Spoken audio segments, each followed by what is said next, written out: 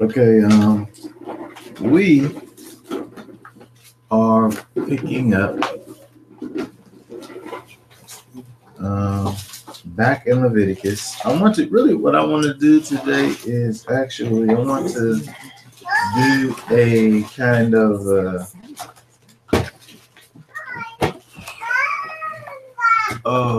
a review of the last three chapters the last two chapters that we missed, this current chapter that we are in the Torah portion, and then look at actually Mark chapter 12 through 28 through 34. But let me fix this camera thing.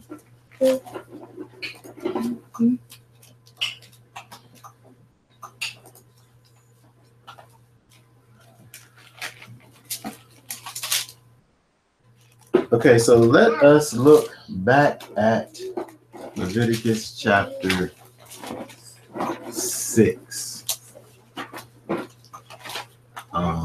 Inside of Leviticus chapter 6, since we didn't have our studies the last few weeks because of tabernacles,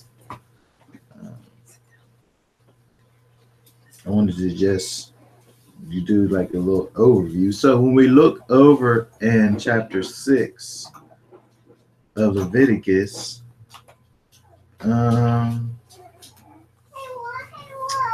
it talks about the matter of fact, we can read 7. Let's read up to verse number 7. Leviticus what? 6? Just the first 7 verses of chapter 6. First 7 verses. 6. The first 6 verses. Leviticus 6, nah, it's 1. Chapter 6, but the first. Chapter 6, verses 1 through 7. Yeah. Yeah, that's what I got.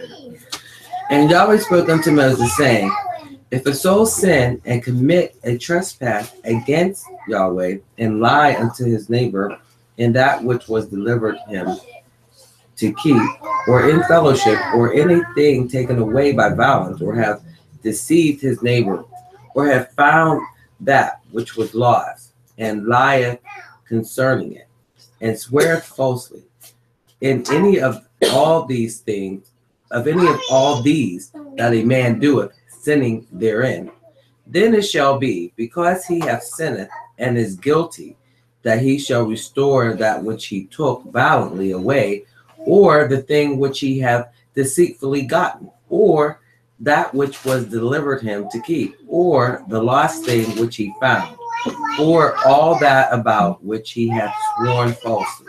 He shall even restore it in the principal, and shall add the 5th part more thereto, and give it unto him to whom it appertaineth in the day of his trespass offering. And he shall bring his trespass offering unto Yahweh, a ram without blemish, out of the flock, with thy estimation for a trespass offering unto the priest. And the priest shall make an atonement for him before Yahweh, and it shall be forgiven him for anything of all that he hath done in trespassing therein. Okay, so when we look at this, it talks about here this law that pertains to trespasses. Trespass. We talked about this word trespass actually, which was it carried the idea of guilt. Is that the start with an A? Yes. What was it? Saw? No, it sounded almost like that, but not it.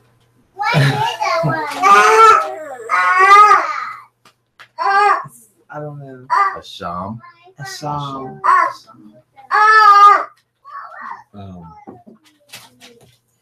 All right. Before I sit up and say stuff that be wrong.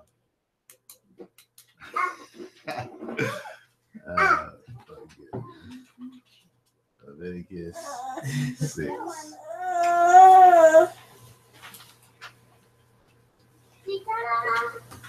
Trespass.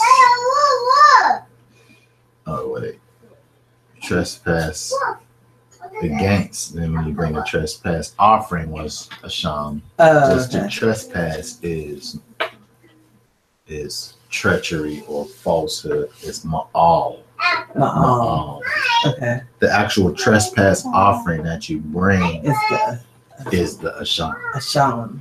But where it says right there, if you commit a trespass against Yahweh, that word actually is ma'al, which is treachery or sin, falsehood, transgression, trespass, so on and so forth. So, but when we see what goes on here with this, Yahweh deals in justice and in equity. If you do something to somebody, he expects for you to take care of the thing that you did, not just to leave things just kind of up in the air. Yeah, just up like in how the air. some people will just be like, if they do something wrong with someone, they'll just try to let it blow over. Yeah, And just like let it move on live. with life, and Yeah. you know, it's not a big deal. If you take something from somebody, you owe them that plus 5%. plus that well, is it 5%? It's The 20%. fifth part is 20%. 20%. So it's not just it's about making things right. And this is what we see in Yahweh's in his justice, in his equity. So I think that it's important for us to be able to look at this, these things, you know, all these commandments, and be able to see the underlying kind of message that is given, you know, that we find inside of these commands. Because I found that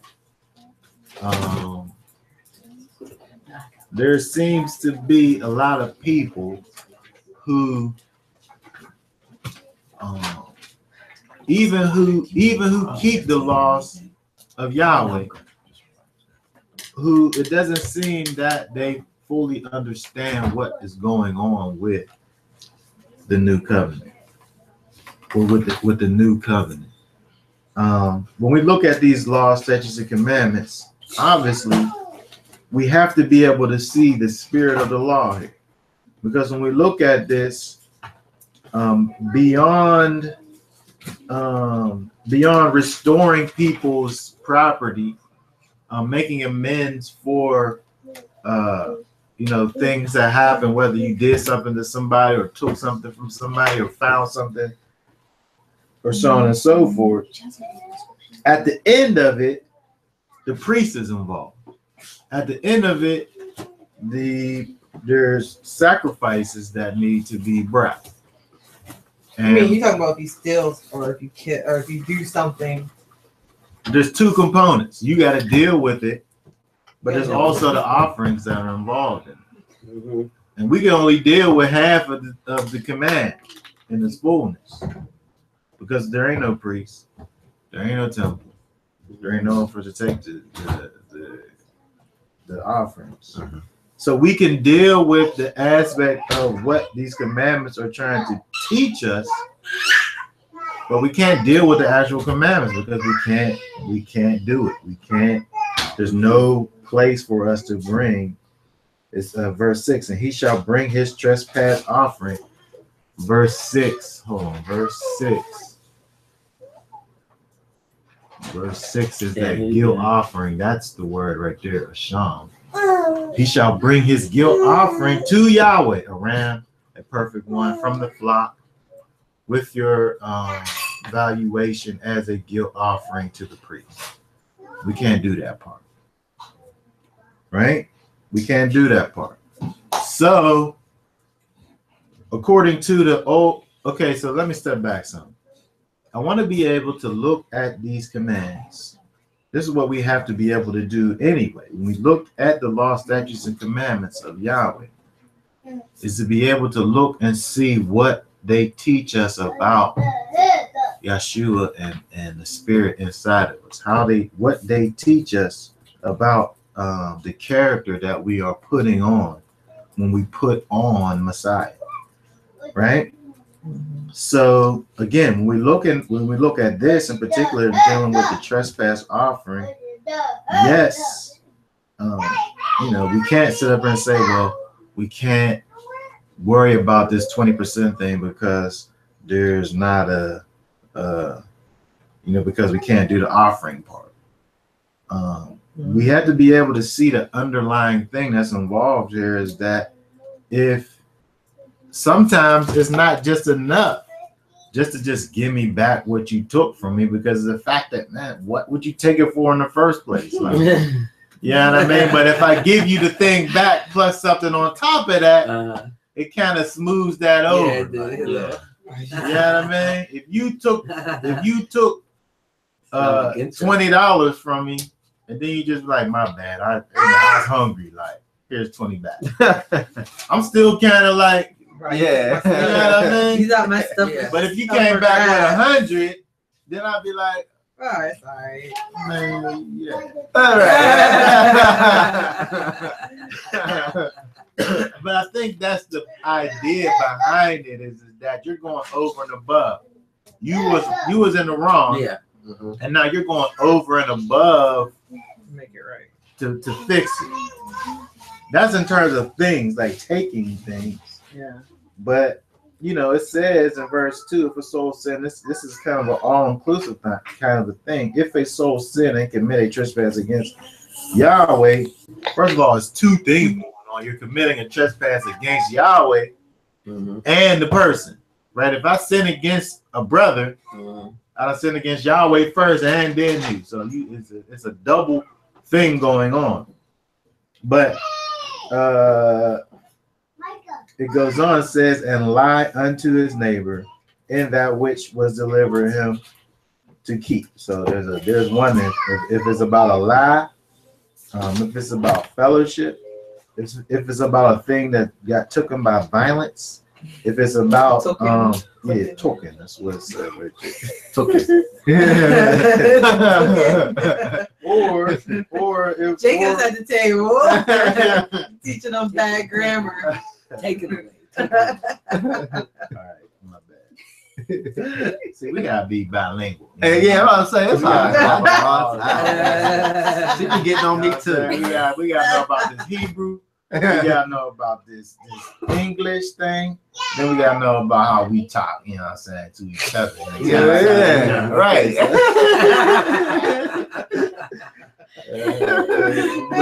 But anyway, what we're saying is that we have to be able to look at what's going on here and look at this. It's an all-inclusive kind of a thing and talking about sin and repairing that sin. And again, even though when we're looking at where we fit into this situation now, where we can't complete the command in regards to this whole trespass offering thing, because we don't have no offering to bring to the priest, we still have to be able to look beyond the letters and look to the spirit of the law, to look to what the law is trying to get us to do. And I think this is the case where we're looking at the whole Torah in general, because there's many things that we can go through and look and see that we can't necessarily do to the letter what the letter is telling us to do. But what we can do is be able to look to the spirit of the law, to look to where the letter is trying to get us to, and see, what we can gain from that.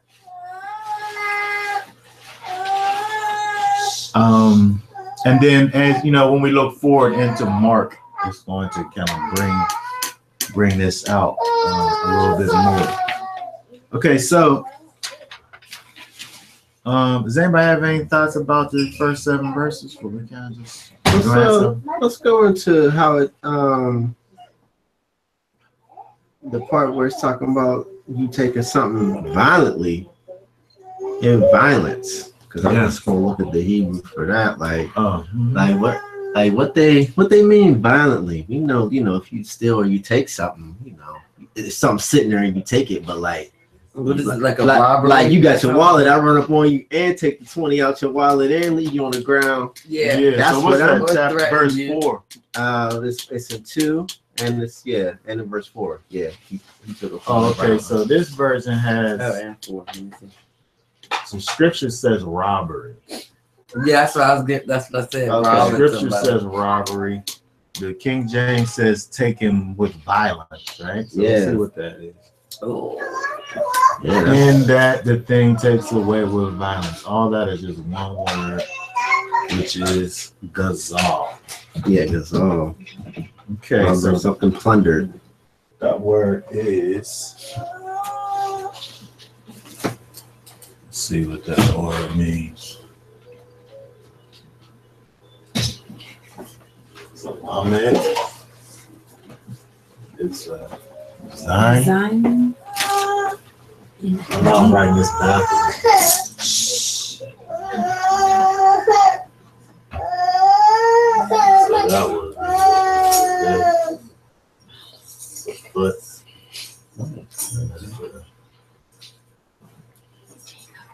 Try to read the letters. Can you read them? so that word means robbery, taken by violence, plunder. Gazal.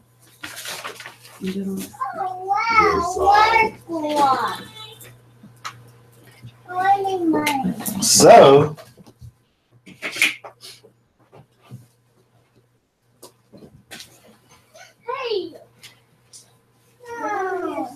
what do we got here? We got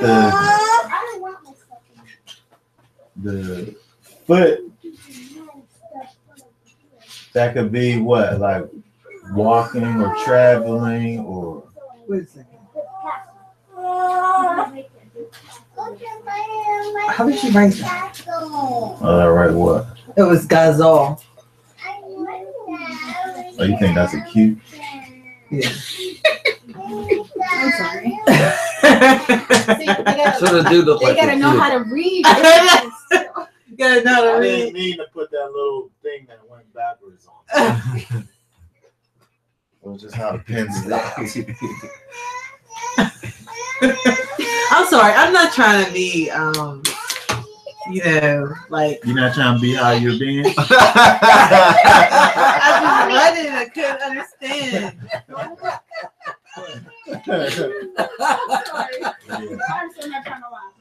Okay, so if you walk, right, which is the idea that you get with the foot. If you walked, this is to cut. It could be a weapon, right? This is the mattix with it, which is like a plowing kind of a harvesting kind of a thing. Mm-hmm. So if you walked and harvested or cut, and this is the shepherd's staff, which could be leading or guiding or correction. So if you're walking with this weapon, To force them to take direction. I guess it could be that's good. So you're forcing or when you got correction, you're forcing your will, whether it's right or wrong, you're forcing your will on the person. Like they should be doing bad. You're putting your will on them because they ain't acting right? So I guess you can see kind of the idea of this whole idea of this taking something with force is what this word is, how it's translated to plunder, where you're forcing yourself. We can see violence in this moving with violence and forcing the will upon the other. So it's not as if it's kind of like an accidental kind of thing. Like I just mistakenly took it. Like I wanted it and took it. I stole it. Hold on. What is Let me just see this real quick. If we see this.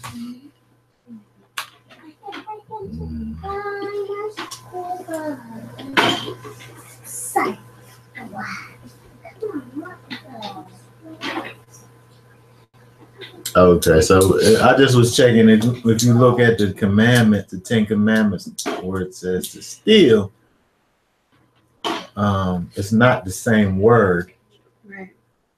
It's a different word, but it's still dealing with theft or deceit or to carry away secretly or to steal away. Mm-hmm. So I guess that would be more general. Stealing, ganab, will be more general, just stealing. There's always deceit involved when you're taking away. But this is taking it to the next level where I'm not just being deceitful about it, but I'm being forceful about it.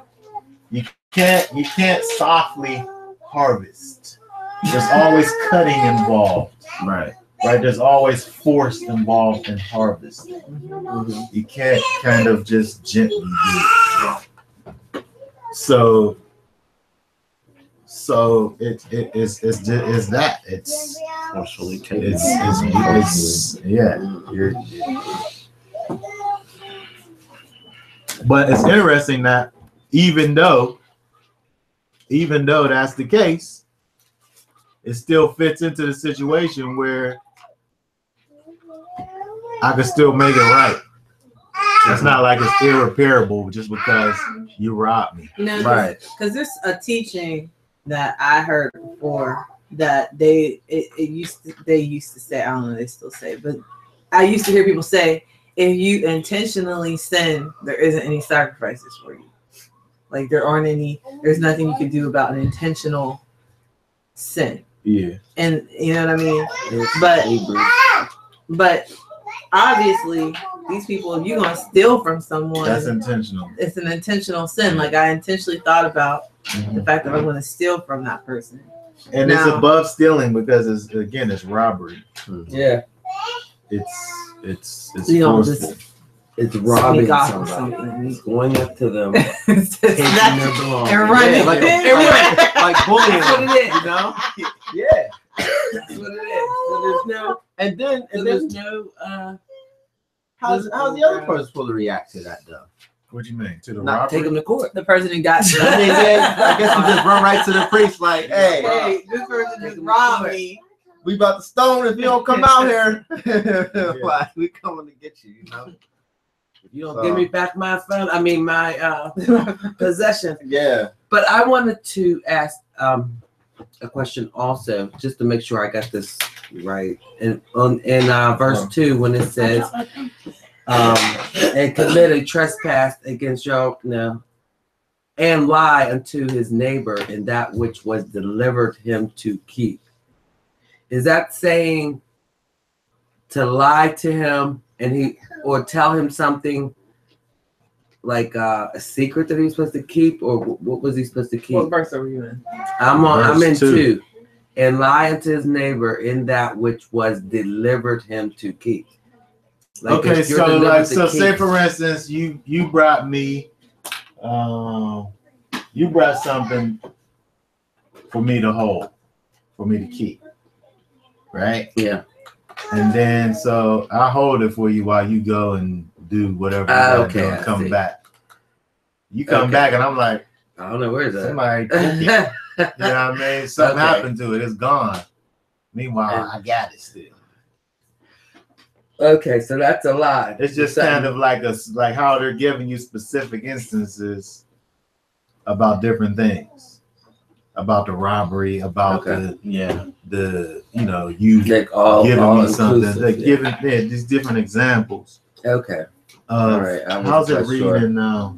But that meant a secret or what? How's it reading in the scriptures? I do see the violence because in verse 4 it says, restore that which he took violently away. or that thing which he has deceitfully gotten, which is What you looking at, King James? Yeah. Yeah, but that's all one word though, ain't it? Which one? What he took violently. Yeah, violently away is gazol. That's the gazol that you wrote on the board.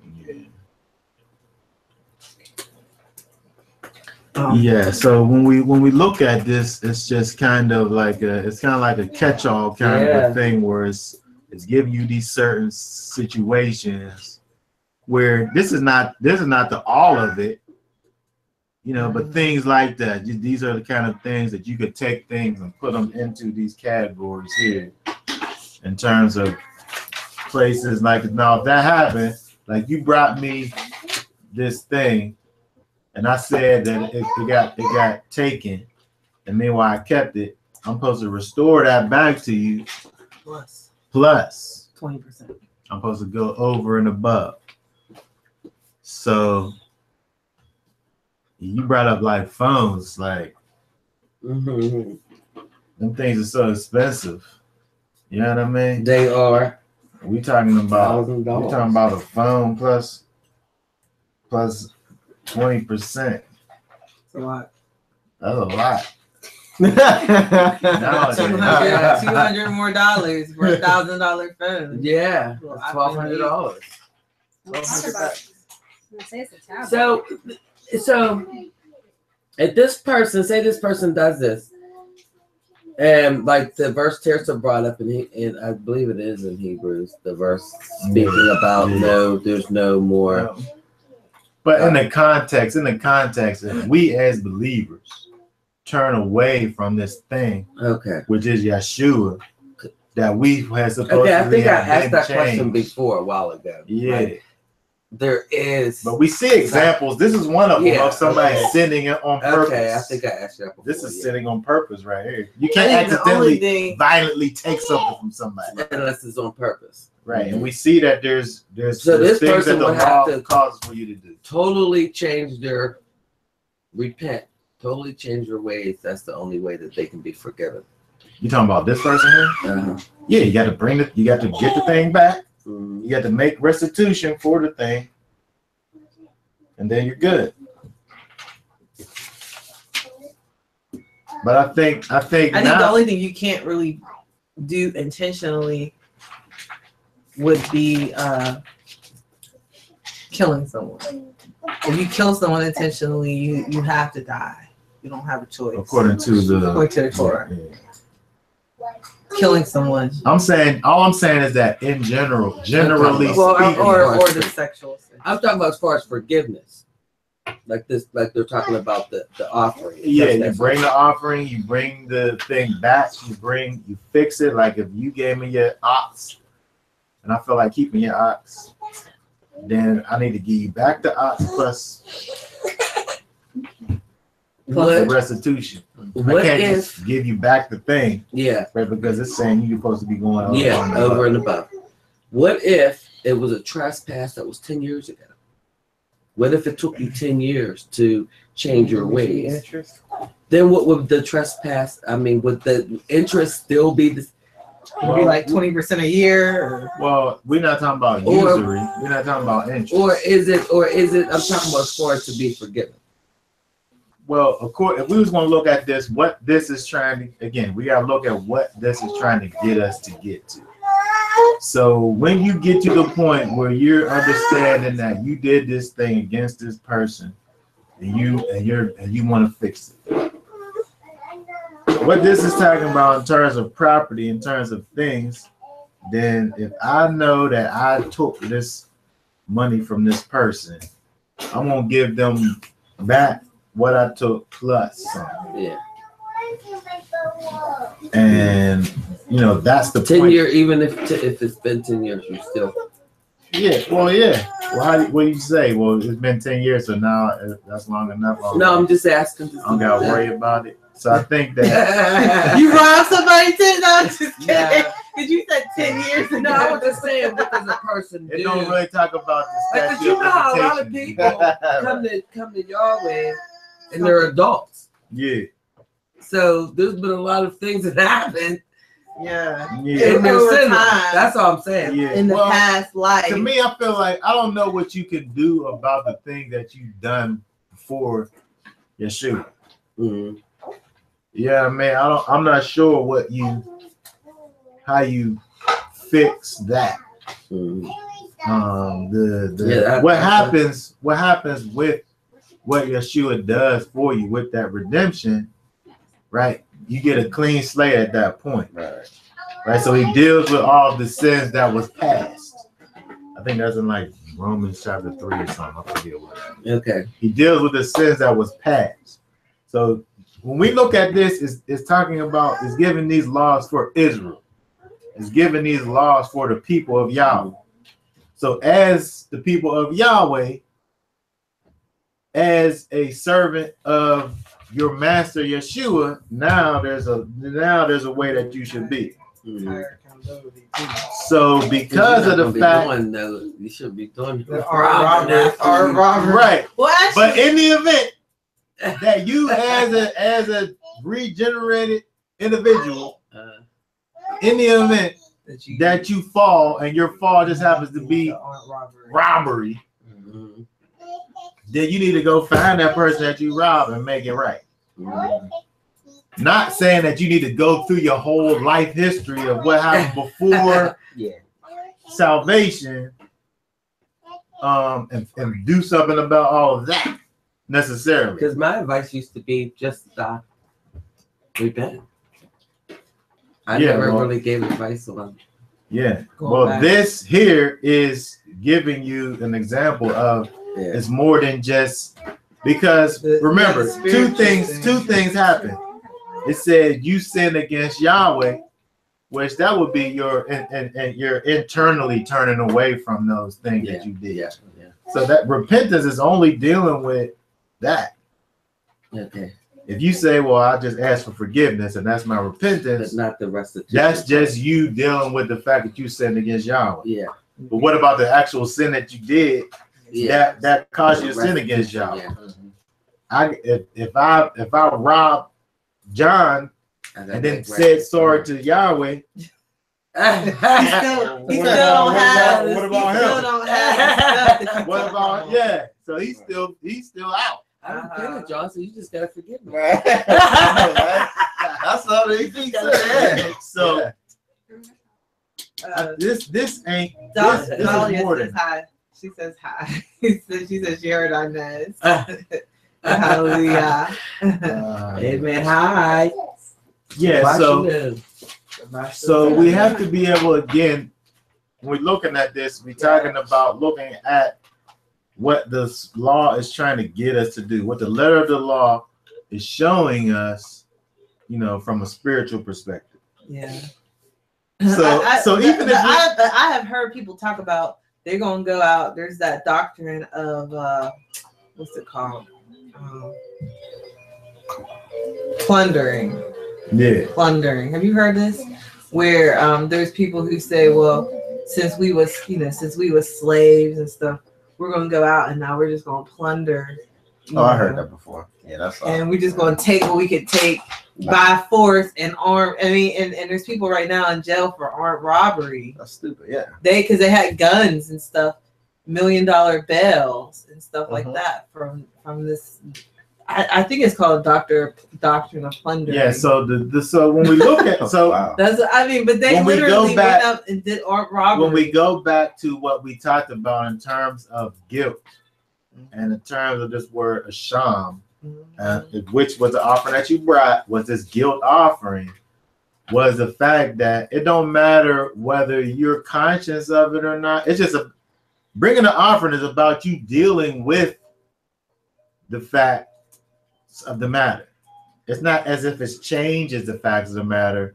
This is just what you do in order to rectify what is.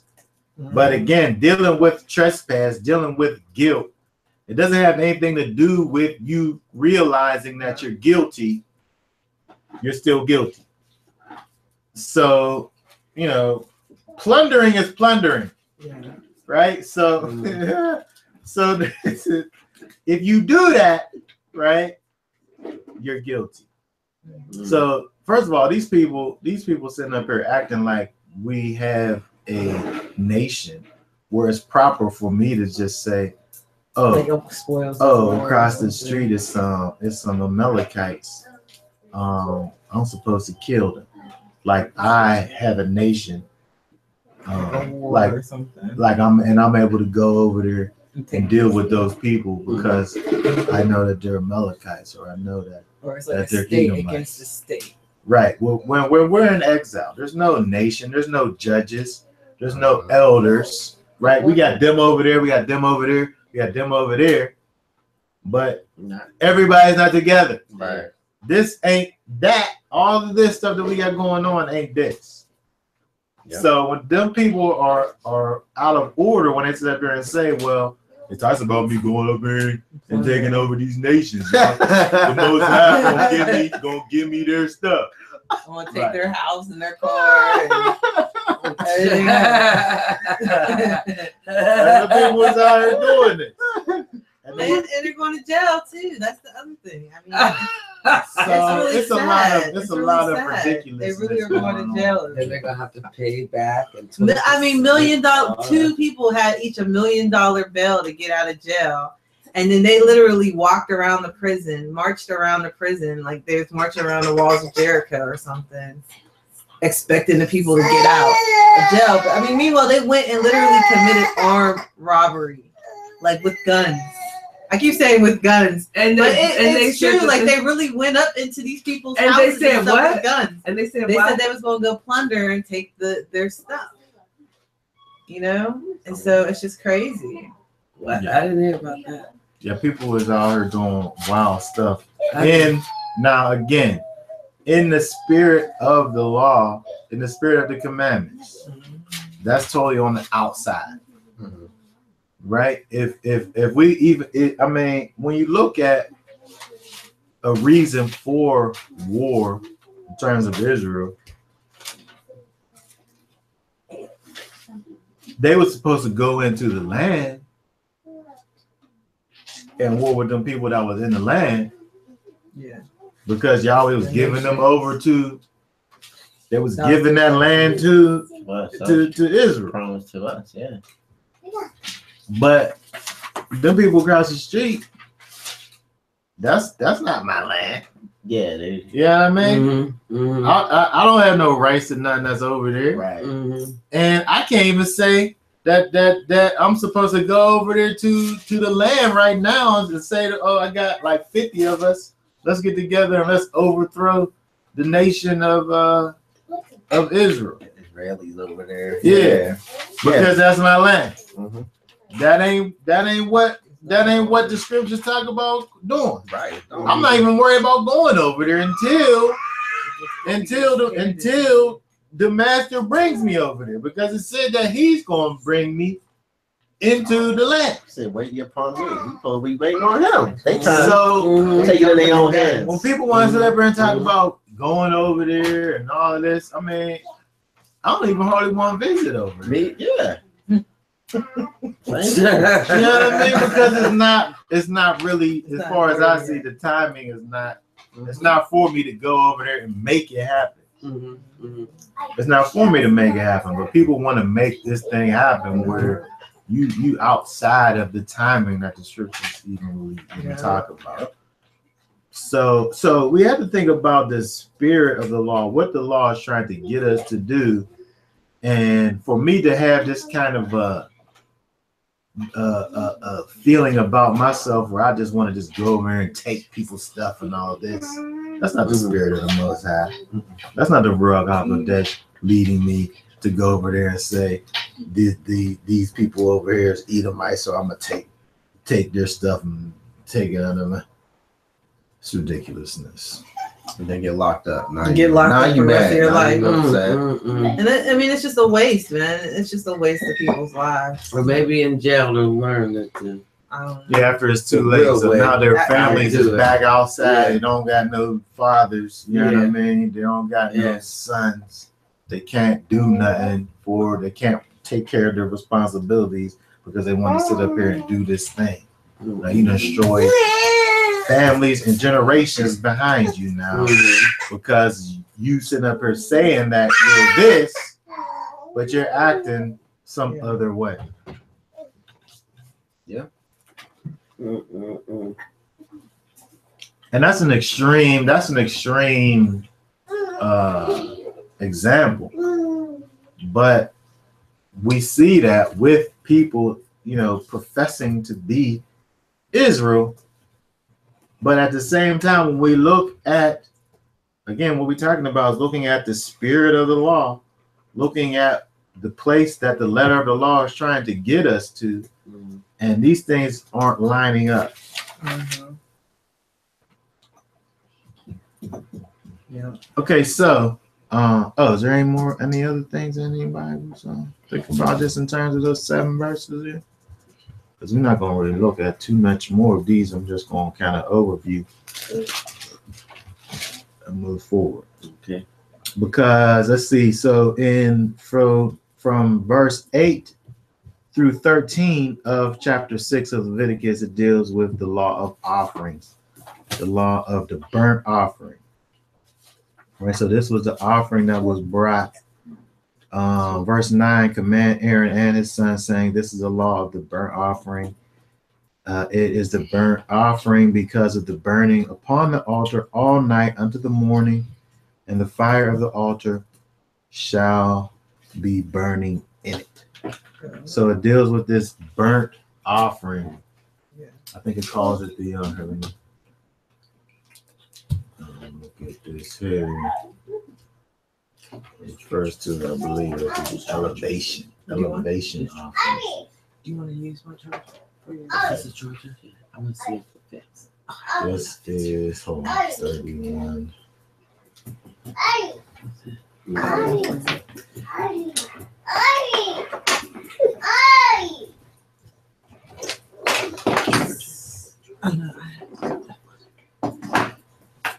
That's 15, 30. Let me just look at this.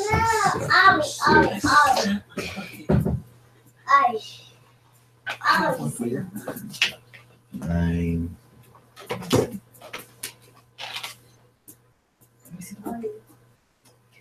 Yeah. So this burnt offering, this elevation offering, it talks about in these 8 from 8 to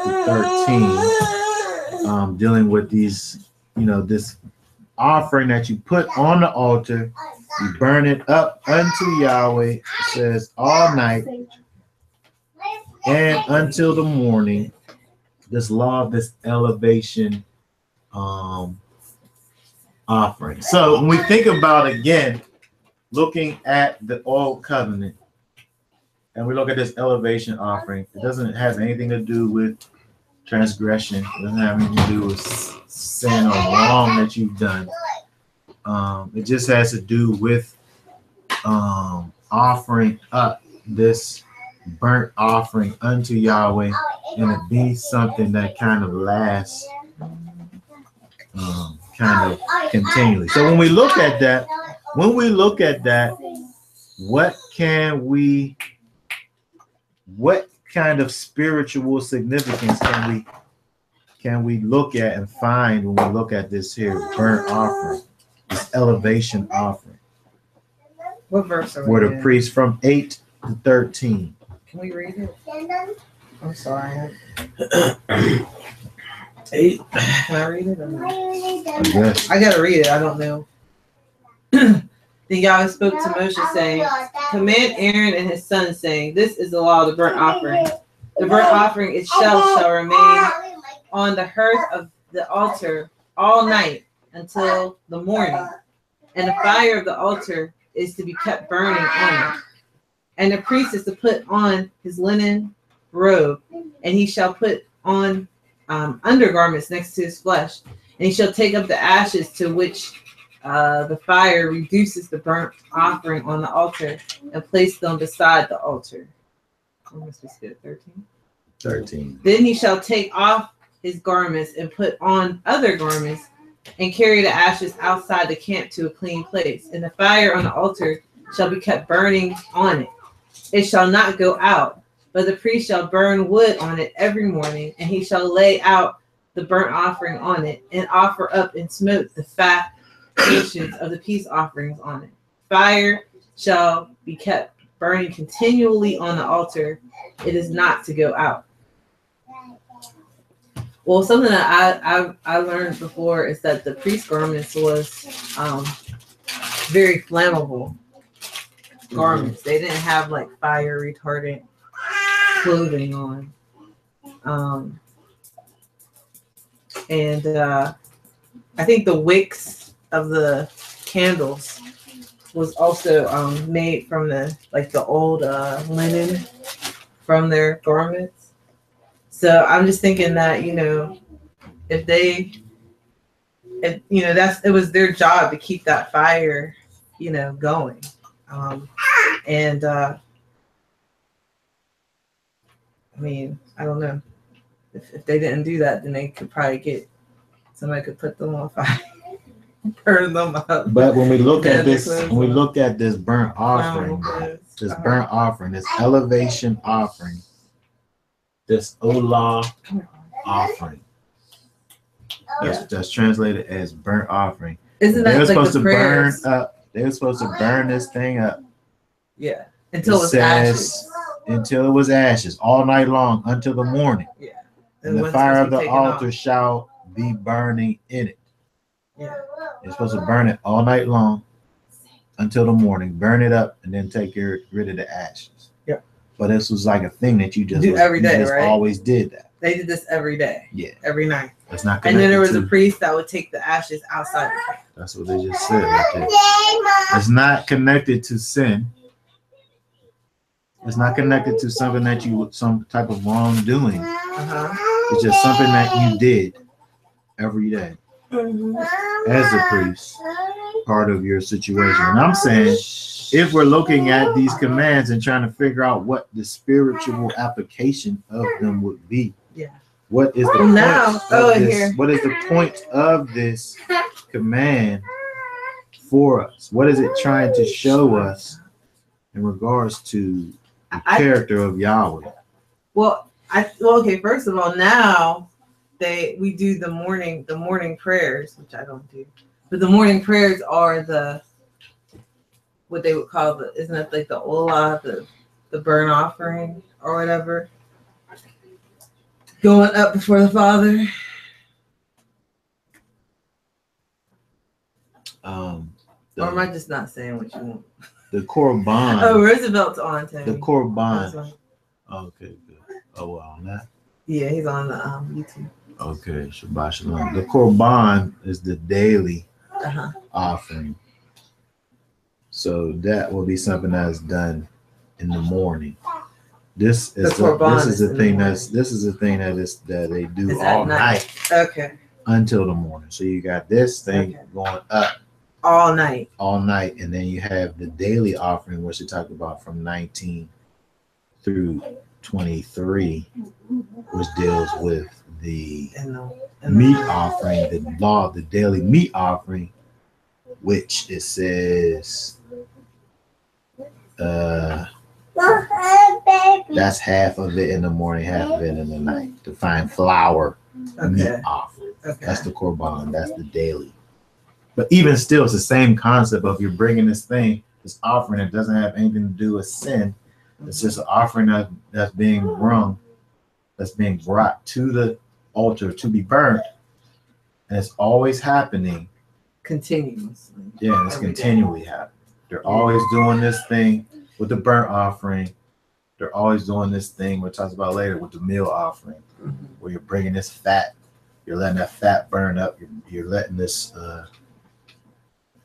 this thing here that you bring as far as this burnt offering, you're letting that burn up all night. You're bringing this other thing, this meal offering, which is like cakes and flour and stuff, and you're bringing that, you're burning it, you're letting it burn all night. Yeah. And it doesn't have anything to do with sin. It just has to do with something that Yahweh has commanded his people to do all the time. Here, Dahlia says the sacrifice of flesh continually without end, daily that we must do within us. So sacrificing the flesh continually, burning that thing up. Okay. I mean,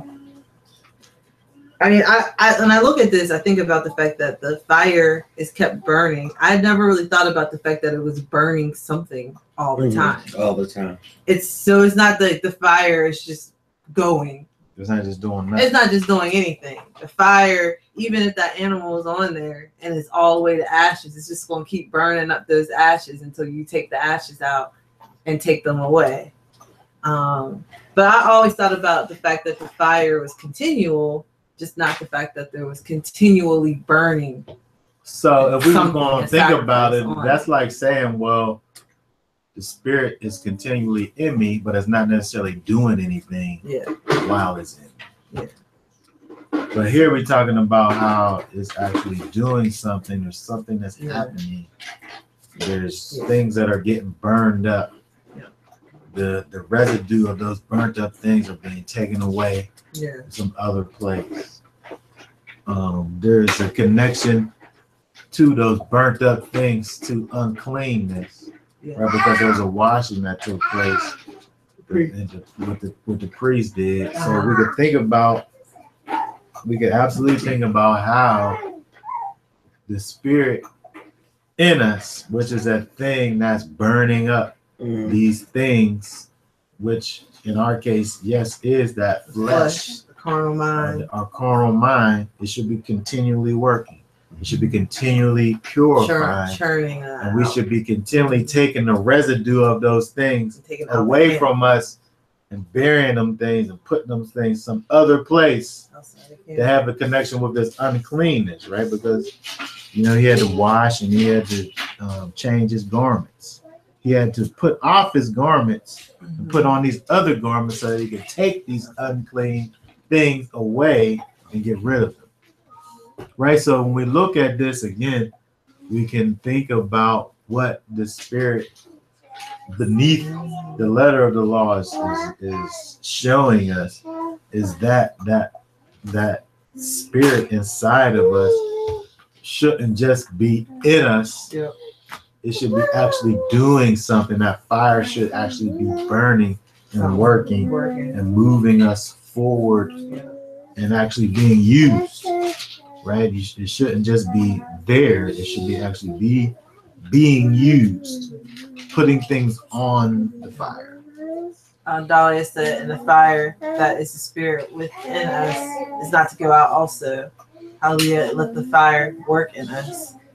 And the Philip said, Romans 12, verse 2, present your bodies as a living sacrifice. Yes, absolutely. And one of the things is that a sacrifice isn't able to get off the altar. No, sacrifice can't Because the people, the fire get up too high, we be like, oh, we gotta get off this altar. We can't do that. Right. It's too hot. It's too hot. Like, I don't want that piece of my flesh to get burned off. So when you think about the process, nobody wasn't taking no animal and putting that live animal on. They killed the animal You gotta first. kill it first. Yeah. Some parts Then you put cut it in on. parts Uh-huh. and dealing with the parts Where where there's no opportunity for the thing to get up and run because it would. Yeah. Cause it would. But that's what we You do. living. That's what we do, right? On that altar. We get up. It's hot.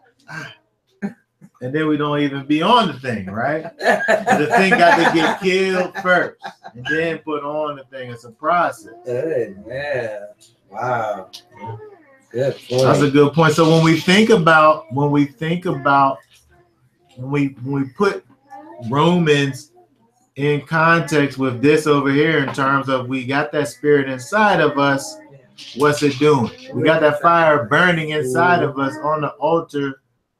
What's it doing? It should be burning stuff up. Yeah. We should be killing stuff and putting it on there all the time. We should be getting these things, these offerings that we should be preparing and putting it on the fire all the time.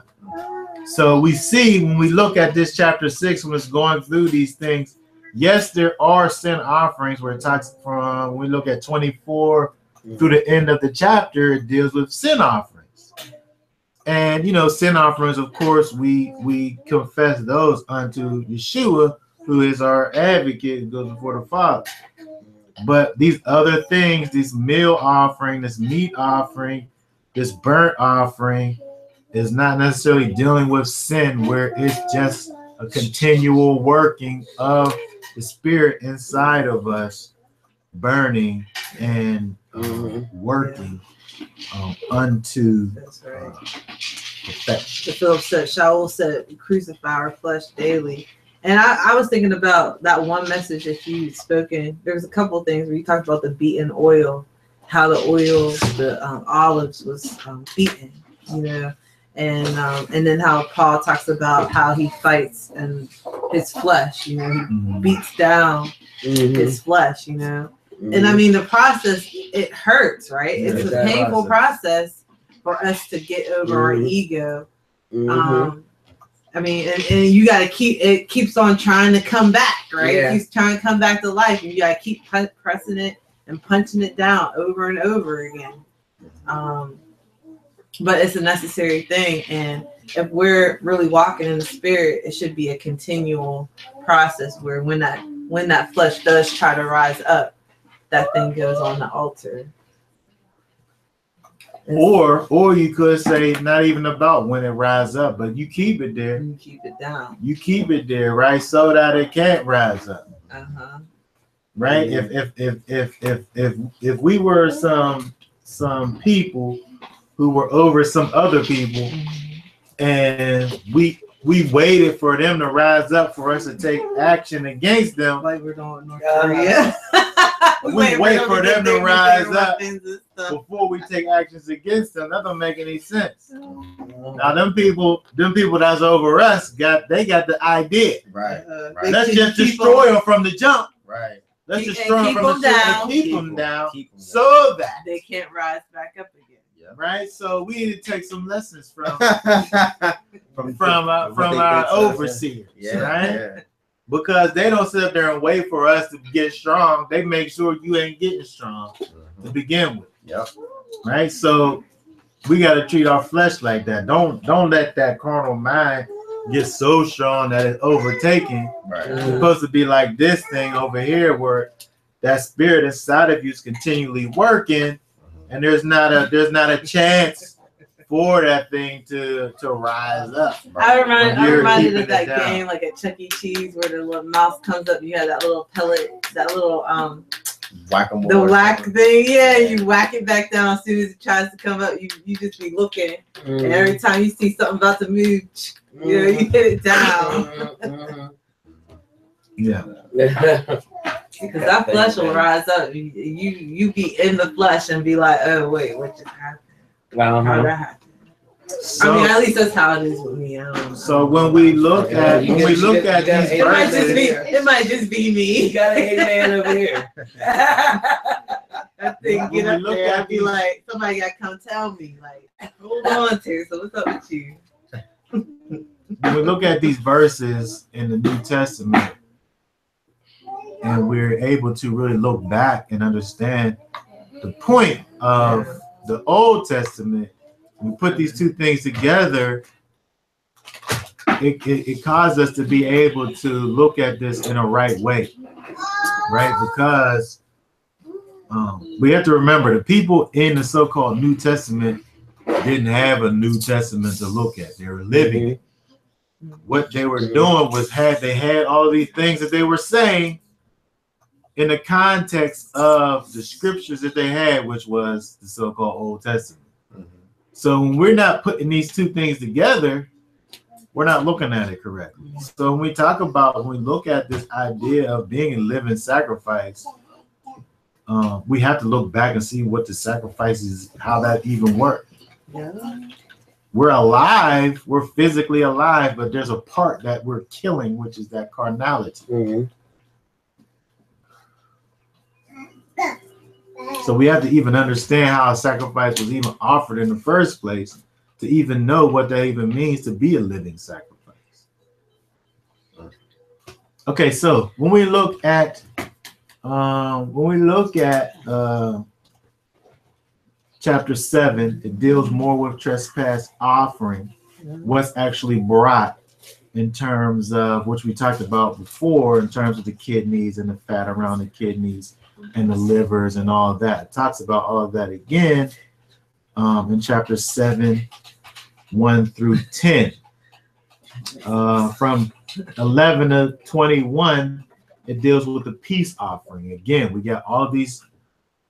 The trespass offering is dealing with something. The peace offering is not necessarily, it can include me, like if I want to have make some type of restitution with my brother, I could bring a peace offering as if it's a the result of something, the peace offering. But it doesn't necessarily have to be that. It could just be a peace offering that you're offering unto Yahweh. So I'm saying it can or cannot be. It could or it couldn't be having something to do with sin necessarily. It doesn't have to be connected to sin. So again, looking at this thing that's not necessarily connected to sin, it's this offering that's brought. But it just shows us that there are all these different kind of things that we can look at, not connected to sin, that still teach us about bringing offerings unto Yahweh, apart from the tabernacle, which we don't have, right? We can't physically bring a peace offering unto Yahweh, but the spirit beneath the command is what we need to be looking at in terms of always being right with man, always being right with your brother. You could just bring a peace offering, don't have nothing to do with restitution. Just make it just as an example that peace remains. You know what I mean? Like I'm bringing a peace offering representing just a connectedness of families. Like it don't have nothing to do with the fact that we fell out. We didn't fall out, but I'm letting it be known that the peace is maintained with the peace offering, right? So it's giving you that idea of this whole of the inner dimensions. I would say what the spirit of the commandment is, of this fellowship, of togetherness, right, and peace among brothers. All these things that we see where, again, we can't bring a peace offering, but we can do that which the peace offering causes us to do by doing it.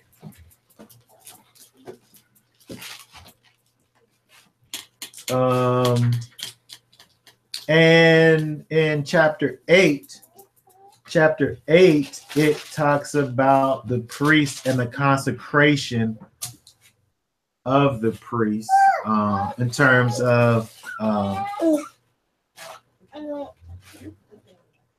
the different offerings and the different anointings that went on the priest. And again, we don't have any priests. We don't have any Kohanim.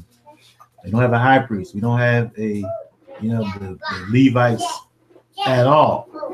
But when we look where it talks about us being a nation of kings and priests, we have to then look at what the qualifications were for a priest, and then we can apply those things to our lives in terms of this set apartness, in terms of this extra level of set apartness and sanctity that lied with the priest, and the fact that there was a separation between the priest and things that were unholy, right? He wasn't coming close to those things that wasn't holy, right? So we, as a nation of kings and priests, do we walk around really thinking about things that could defile us?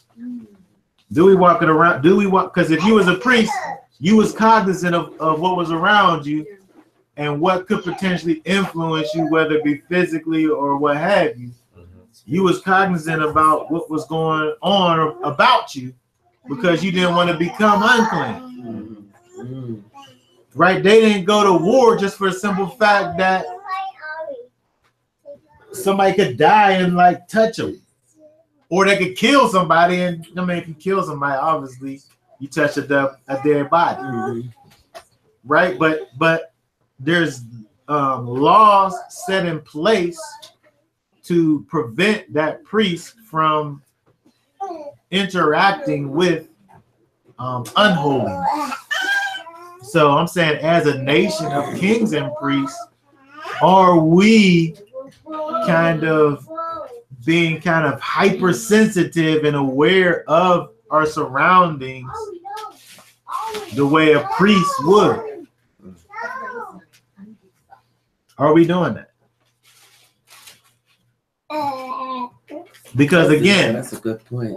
Again, we have to look at what these laws are pointing us towards. Again, we're not Levites, right? But as followers of Yeshua, as partakers of this new covenant, now we all are a nation of either kings or priests, right? Probably more priests than kings. So we can take clues from how the priests live to show us how we live amongst the nation. Yeah, that's, you know what, that's extraordinary. Yesterday, yeah, I could really tell, especially just being fresh home from the feast. You know, although I had work all week, I was at a family member's house yesterday, and I just felt like all out of place. Like it's like fresh still on my mind, like the feast and being set apart and only seeing this and only doing this and only being on one accord. Yeah, but then going to somebody's house, it was just like, wow, like it should be like this all the time now. Like not just when I come home from the feast. Yeah. But especially coming home from the feast and being away, it stands way out. Yeah. Stuff stands way out. It almost jumps out like that. So that's I think something that we see with the feast. Yeah. Right. And we have this thing, which this crescendo thing that happens at the end of the year. Well, kind of almost the end of the year. Yeah. With tabernacles, and when you look back at how they did it with the offerings, when you have all of these huge amount of offerings that you brought on tabernacles, this huge buildup from the year, right? Of course, we're not doing that, but from a spiritual perspective, yeah, because whatever you got from that time, it got to get you all the way over till the next big remembrance, which is like several months away. Right. So what happens is you come back and now you're hypersensitive to these things. And you're like, man, these people are tripping. But the more you around these people that's tripping, the less. The more desensitized you become, the less effect it has on you. That's it. So a couple weeks later, you're just like, that's it. Yep. It's not even a thing anymore. Wow. But when we think about this in terms of these offerings that we bring, like at that time, we're sitting up there, we're like, we do this once a week, right? And then we have our regular life in between. But at that time, now you're doing it every day. The thing you do once a week, you're doing for 8 days in a row, where it's getting your mind. But that's our life. Our life is the wilderness, right? That's our life. We represent our life with Sukkot. So that's our everyday life. So we got to find a way to bring that wilderness experience, that Sukkot experience, to our everyday life. Yeah. So that we're more cognizant of That's so true. You know, like you just brought up a perfect example. Like when you come right fresh back from it, now you're thinking about things from another perspective. Yeah. Until it wears off. It's jumping out. Stuff is just jumping right. Out. It's just crazy. But that is. It don't have to be like that. Yeah. I know it shouldn't be. It shouldn't be like that. But that's what happens inside of us because we just get kind of in these cycles that are but now if we look back to the so-called Old Testament and think about how we had these offerings that was brought, didn't have nothing to do with sin or whatever, just every day you're doing these things that's constantly reminding you about Yahweh. They're constantly reminding, you're constantly offering up something to the Most High all the time, every day, night and day, all the time.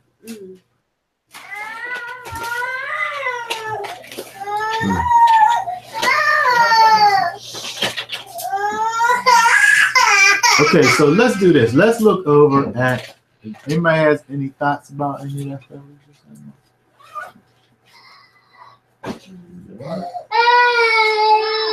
All right, let's do this. Let's look at Mark. Like Mark 12, you said? Mark 12, yeah.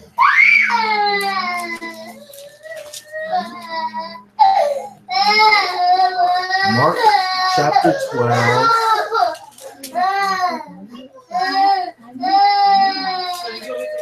Yeah.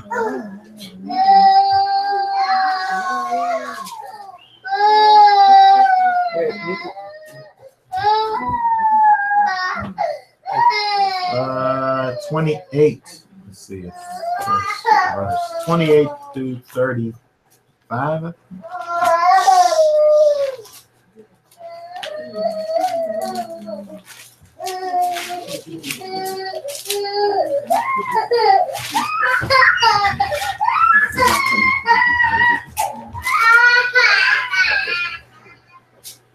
Mm, 34. Mark 12, 28. 28 to 34. 34.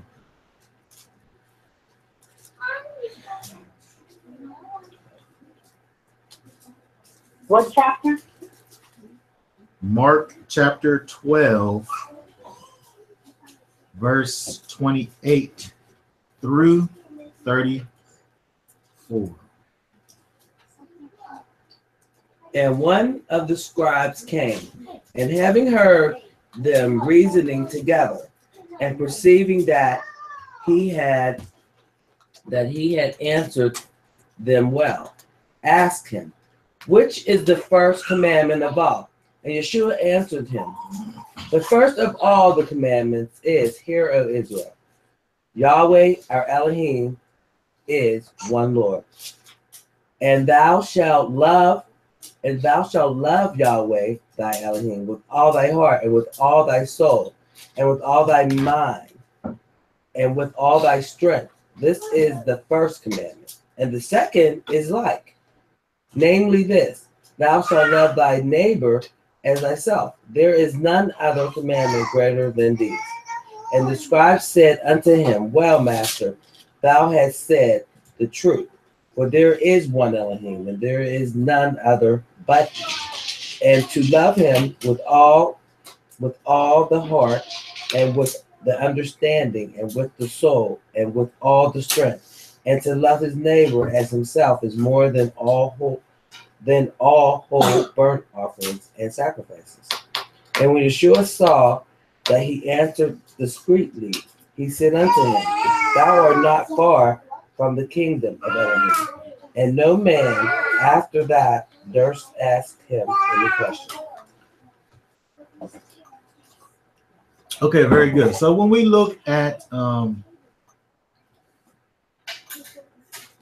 Yeshua's interaction with people as being this master teacher that he was, always going around teaching and speaking parables and so on and so forth.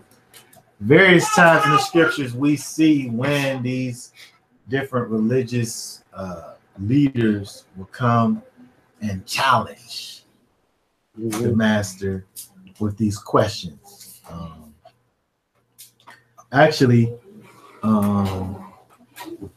if we look back at verse 18, verse 18 of the same verse where it says, "Then come unto him the Sadducees, which say there is no resurrection. And they asked him, saying, Master, Moses wrote unto us, if a man's brother die and leave his wife behind him and leave no children, that his brother should take his wife and raise up seed unto his brother," and so on and so forth.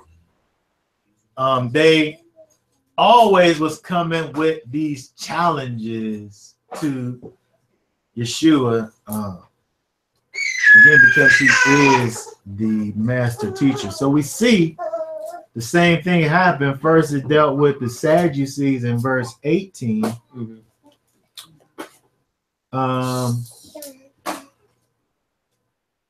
Actually, if you go back to 13, there was some Pharisees, right? Some Pharisees first asked him back in 13, and then some Sadducees asked him over in 18, and then 28. Now some scribes are asking them over here in 28. But the question is, it says, which is the first commandment of all? Which is the first commandment of all? In other words, which is the most important commandment of all? Not like which is the first, like number one commandment, but which commandment has the most importance connected with it? Is the question. You know, and this is how they kind of rolled with these different type of scriptural inquiries that they had. Now, when you look at some of the different kind of rabbinic type writings, the fact that they come up with this idea of there being 613 commandments, and then they even split them up into negative commands and positive commands. But we can also see in various places in scripture where we have these kind of lists of things which kind of group all Torah in like these different lists. So we have these different examples of these lists. If you do all of these things, then you're kind of doing what's necessary. For example, if you look at Psalms 15, how different places in the scriptures where the writer is basically kind of giving you, epitomizing the scripture, putting all of the scripture kind of in this group and making it kind of all-inclusive. Psalms 15 is an example of one of these lists. If you do this, you should be good. Can somebody read Psalms 15? It's only 5 verses. Yahweh, who shall abide in thy tabernacle? Who shall dwell in thy holy hill?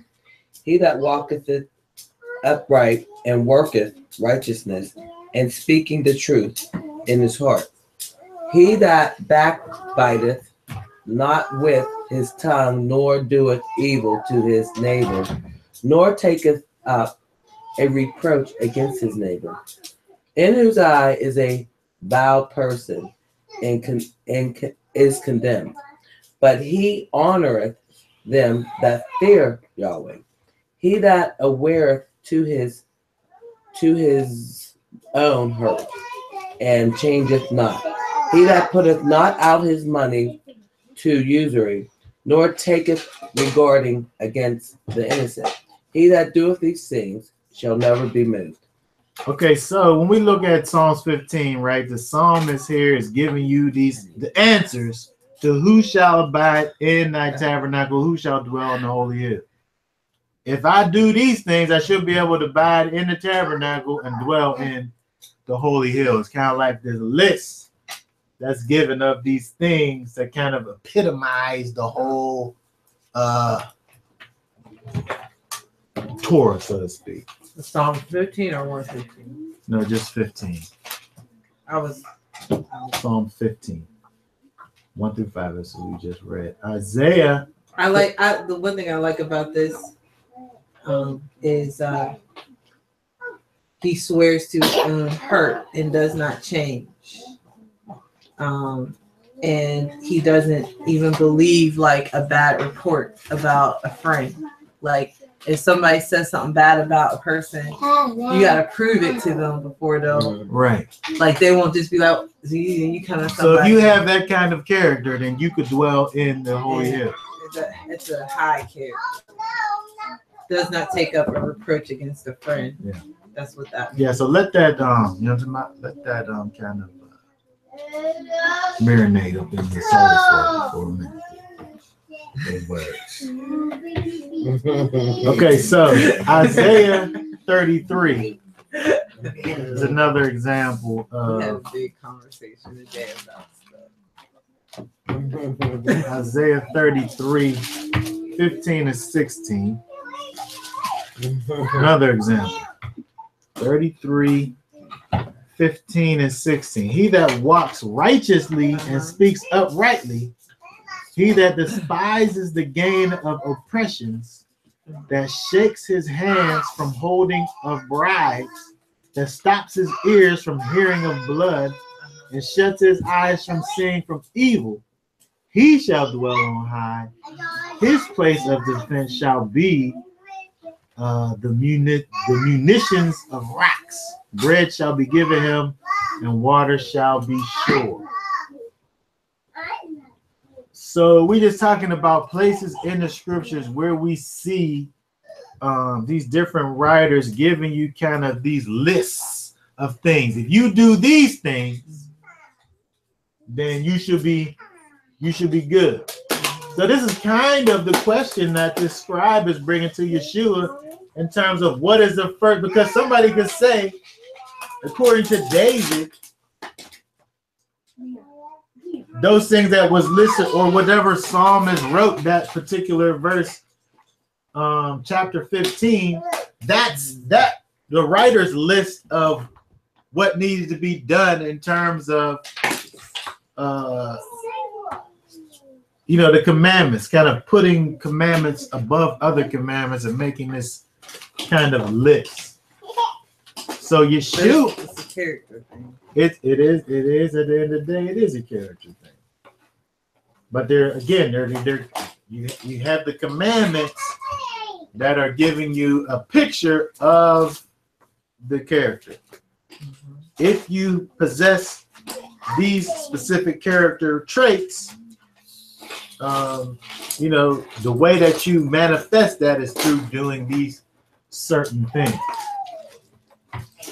So the scribe here again is asking Yeshua, which is the first command of all? Out of all the commands that there is, what is the thing that I need to sit up here and pay most attention to?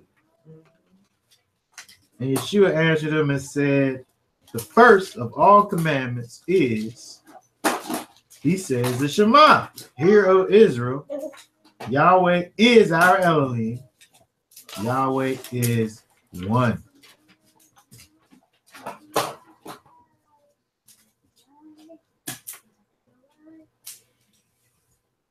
And thou shalt love Yahweh thy Elohim with all thy heart, and with all thy soul, and with all thy mind, and with all thy strength.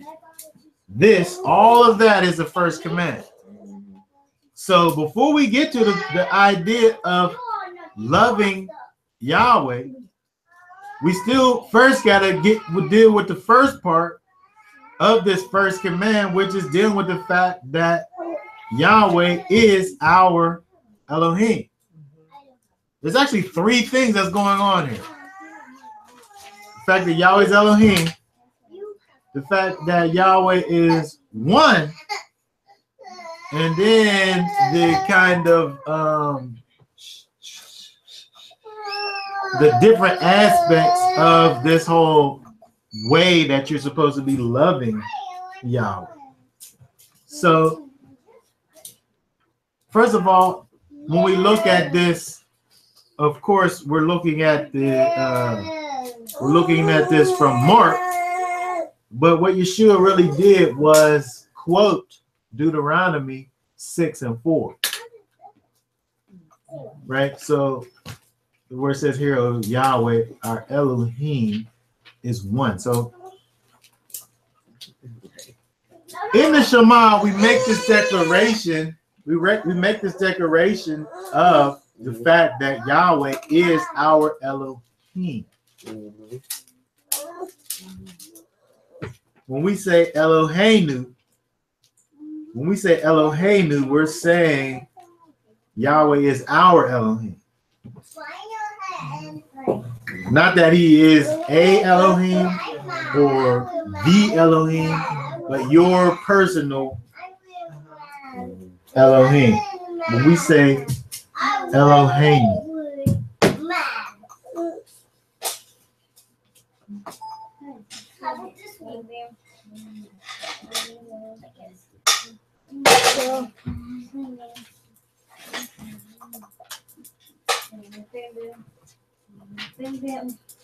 Eloheinu. Eloheinu. So that looks like this.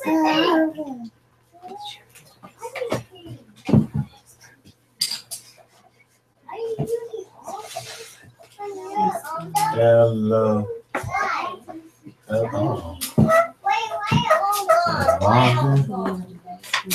No. Hello.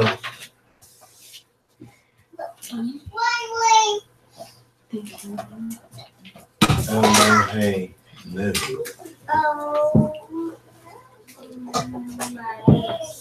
Hello, hey.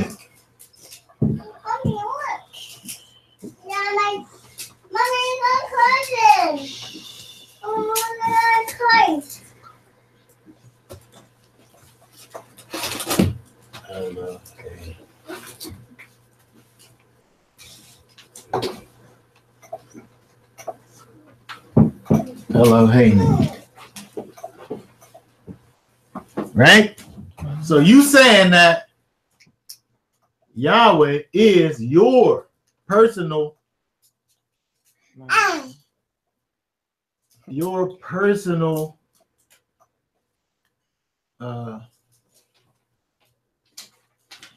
God, mighty one,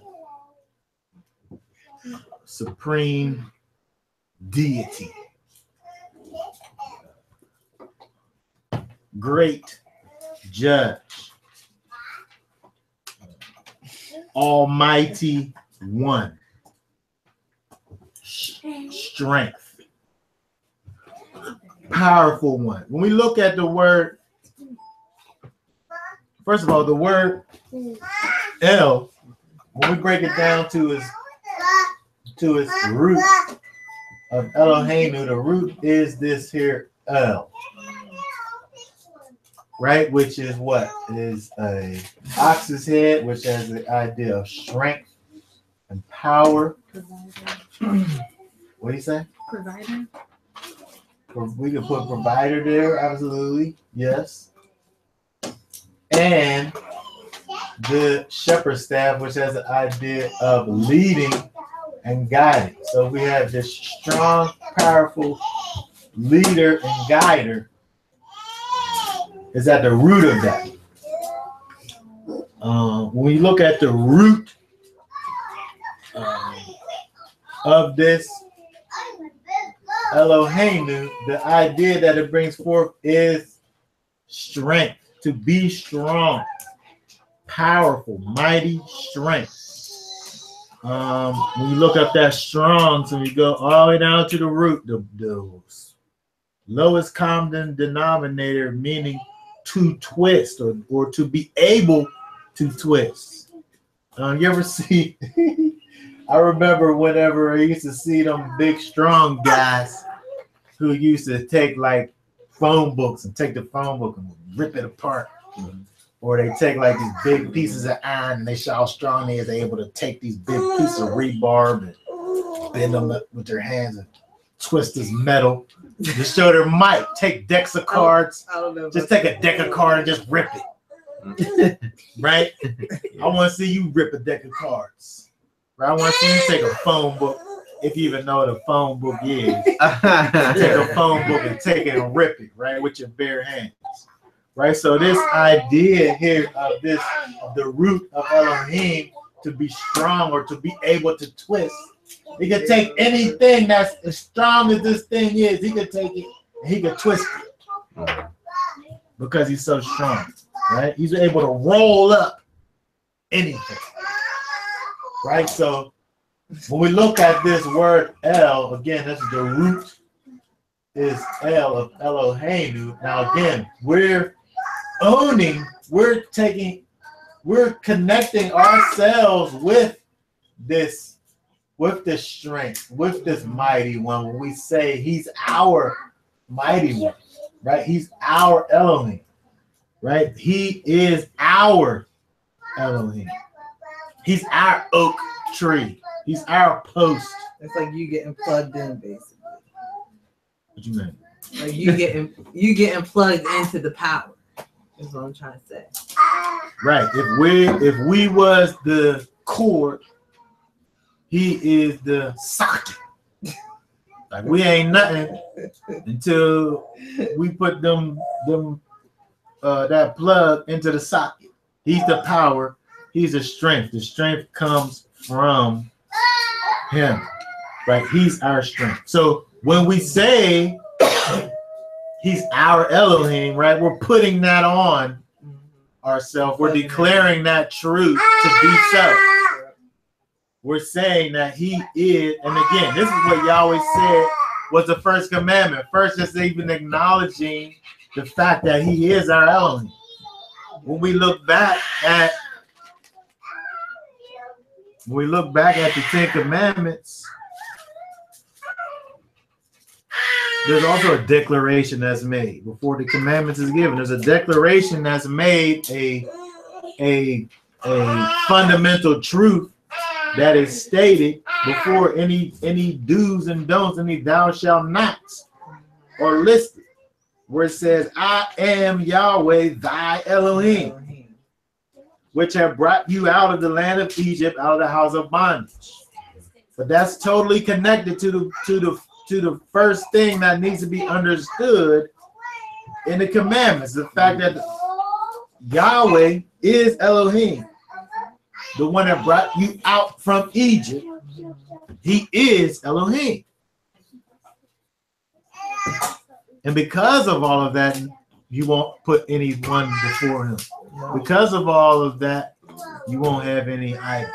Because of all of that, you won't use his name in vain. Because of all that, you'll remember the Shabbat. Because of all that, you'll remember your father and your mother. And you won't kill, and you won't commit adultery, and you won't steal, and you won't make a false witness. Connected to that power first. Because he says that I am Yahweh, your Elohim. So he's saying that you connect yourself to him first and foremost. That's why you're not doing follow. Everything else. It's the why. It's the why. It's the reason. Amen. Because he is who he is, and being as powerful as he was, he took you out from Egypt. Amen. Whether it be that physical Egypt or whether it be that spiritual Egypt, he took old Egypt, old Pharaoh, old Hasatan, and twisted him. Twisted his cat back. He's straight twisting. That's what he do, right? So we had to have that understanding first and foremost. When Yeshua was saying to this scribe, what is the first commandment? The first thing he says, which we don't see that as listed as no commandment anywhere. Hear, O Israel, our Elohim Yahweh is one. Except for when we look at the commandments where it says that I am Yahweh, your Elohim. Which that in of itself connects the Shema to the commandments in terms of having this understanding, having this fundamental truth as being the basis behind why you're doing all of these things. The fact that he is your Elohim. He's your mighty one. I think that when people start picking out commandments to try to justify their own lusts, or their own, like even the plunder doctrine, quote unquote, or people who want to multiply wives into themselves, or people who want, they start putting their own selves ahead and on top. Like, I want to fill up my pockets, or I want to fulfill some kind of a desire that I have inside of myself, or whatever.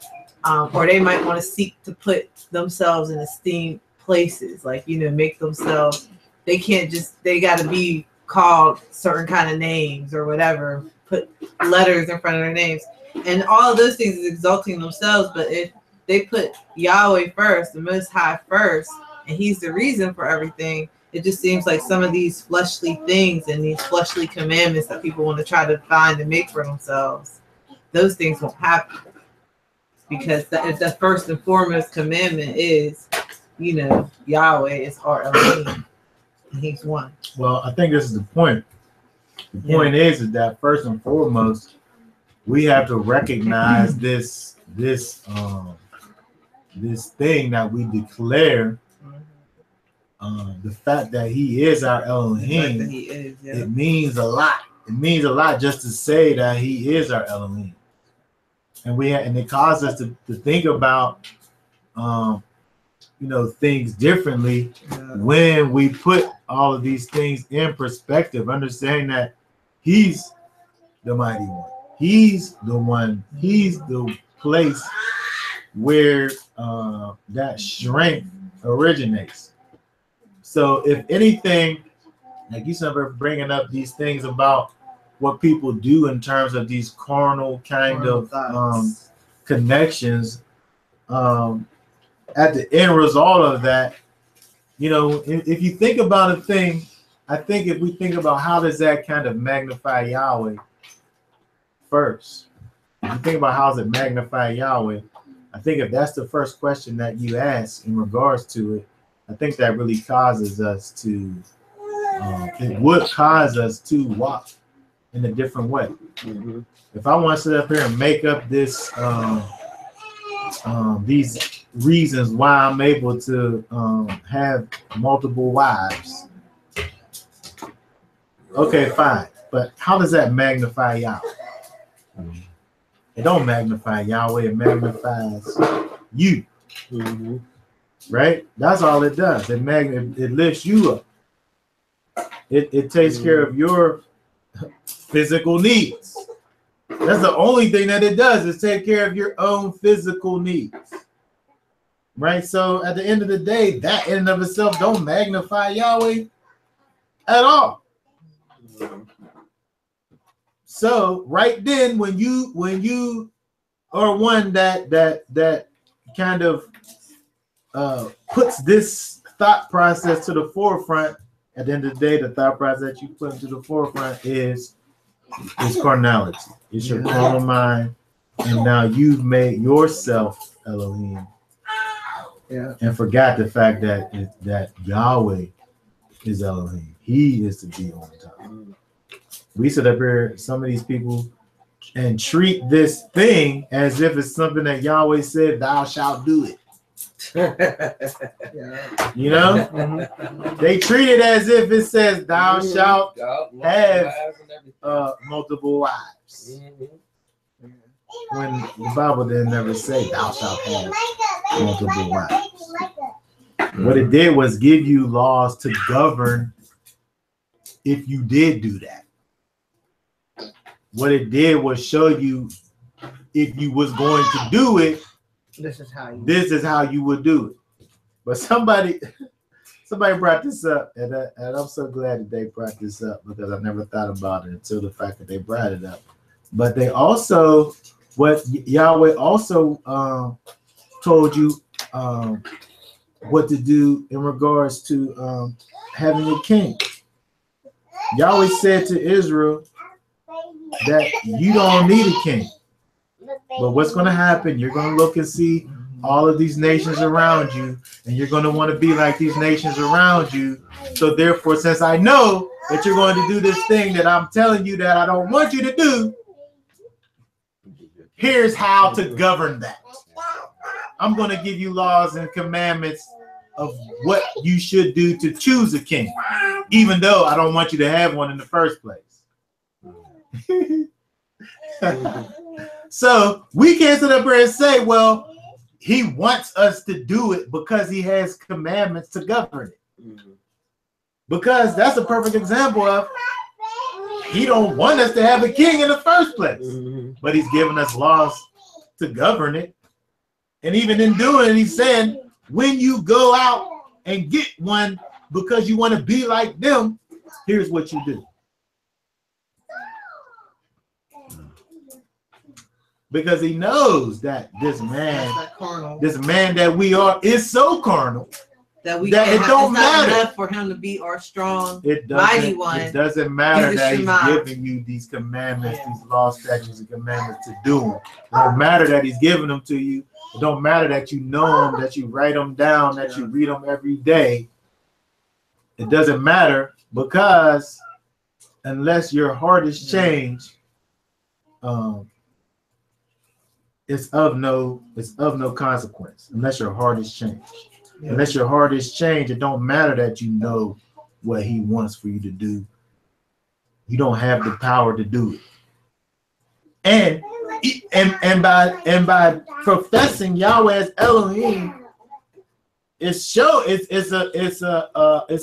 a confession that you aren't more powerful than him. Because you could say, you know, this is what we do. When we walk around, when we don't walk according to the Most High, we don't walk according to Yahweh, we're our own mighty one. We're our own Elohim. But when we give that up over to him, when we are redeemed, when we are purchased with the blood of Yeshua, right? When we're bought with that price from Yeshua, that ownership is revoked, right? So, but what we do is we take it back. Yeah, we do. Right? Yeah, I don't like these rules. I mean, we really have to really think and understand what it means for Yahweh to be our Elohim. And if we could just only get that in life, and the only biblical truth that we ever was able to fully understand was how Yahweh is your Elohim. That's the only thing you can figure out. You don't figure out enough, because in figuring that out, you know that you should never be doing nothing that he didn't tell you to do, or that he didn't give you permission or parameters to do. That's right. So again, we look back at what Yeshua said to the scribe. He begins by saying the Shema, which is to hear and understand, O Israel, Yahweh, our Elohim, our Elohim, Elohim. Yahweh is your mighty one. Yahweh is your great judge. Okay, so the other thing that is said in the Shema is that Yahweh is one. Yahweh is Echad. Yahweh is Echad.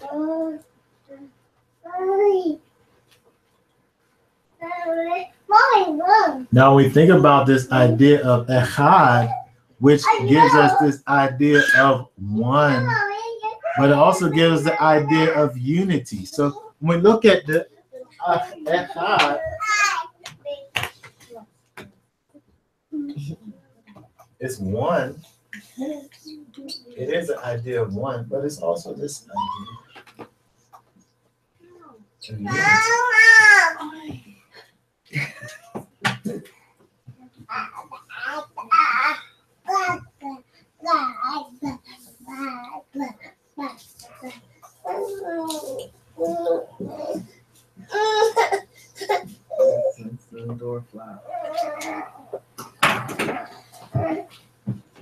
So it's not just, we think about it as one, and it is one, but it also has this, it also is encompassed inside of this same thought is the idea of unity. We see throughout the scriptures that Yahweh manifests himself to his people in multiple ways, but it don't mean that he's polyistic, but he's multifaceted, you could say, for sure. But at the same time, he's one. How you see that in the word picture? The word picture of Echad, we have again strong, powerful, mighty. First, yes. This, the Het, being that fences, it shows distinction, differentiation, inside and out. It makes a division, showing you between inside and out, and the door flap, which deals with going in and out. It's the way it deals with movement.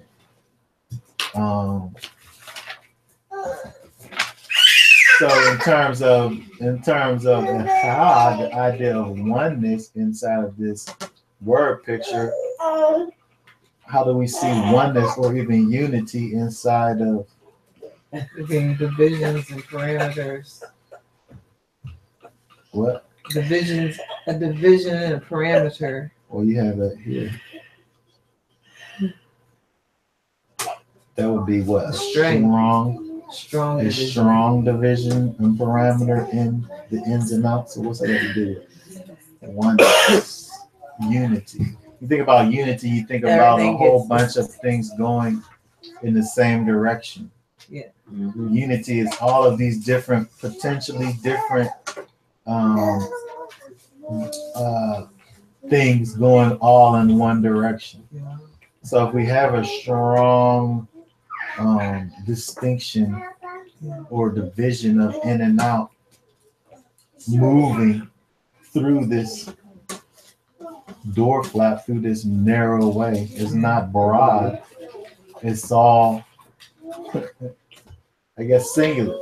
So I guess if you have a whole bunch of things, if you have this strength, you have this mightiness moving towards, think about a whole bunch of people going through this little doorway, right? If you got like a big multitude of people, it might be all this big people, but at the end of the day, it kind of all just filters in down into this little space.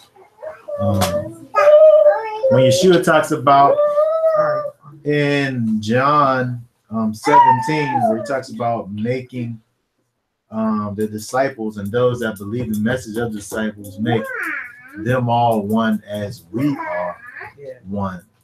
We have this idea of, all the believers, which would be this great multitude, and bringing them into this one way, into this one movement, into this one doorway, where you're not necessarily dealing with, you think about the body of Messiah, you're dealing with one body, one entity, one group, but there's multiple individuals incorporated in that. The way that Yahweh deals with us, Yahweh being this entity that is so vast that he can't be contained inside of of anything. He can't be Contained. he can't be captured. He can't be contained. But yet and still, he created a part of himself that was able to be contained and that was able to be visualized, and yet and still being himself. We look at the fact that Yahweh is creator. We look at the fact that Yahweh is creator, and we look at the fact that the word of Yahweh, which became flesh, is also creator. This I don't want to say thing that came out from the word, the mind of Yahweh that became flesh is also created. So it is there's multiple dimensions to it, but it's still one. So we still have this idea of unity. So you think about this, all of this all powerfulness being kind of divided in a place where it moves in a specific way, through this door flap, is really the idea of Echad. We think about what Yahweh wants for his people to all be one. He don't want everybody to be one individual. Everybody's not even going to be exactly the same, but we're going to be all together, unified. Like they're saying, power and unity. You know what I'm saying? Yeah. People coming together with one purpose, one cause. You can do a lot more. One body, one faith, one immersion. Yeah. So when we think about that in regards to what we declare with the Shema, it looks at attempting to understand the multiplicity of Elohim and its vastness, and also and the simplicity all at once, showing that he is this great thing of this vast kind of thing where he has these multiple, where he's multifaceted, where he's able to show himself to you in multiple different ways, but at the same time, it's not as if we're talking about something like Hindu, where we have this whole other being over here. We got a being for this, being for that, being for this, being for that. You get a million of them. Yeah, you got a million gods. But with the Elohim of Abraham, Isaac, and Jacob, we have one God who is, who he shows himself to us in many ways, but at the same time, he's still one. And that's because of his strength that he's able to do that. His Gevurah is why he's able, even though he's so great, he can't be contained, but he can still be contained, because of his strength. Gevurah, yes, which is might. His might. Or which is his ability to temper or restrain himself.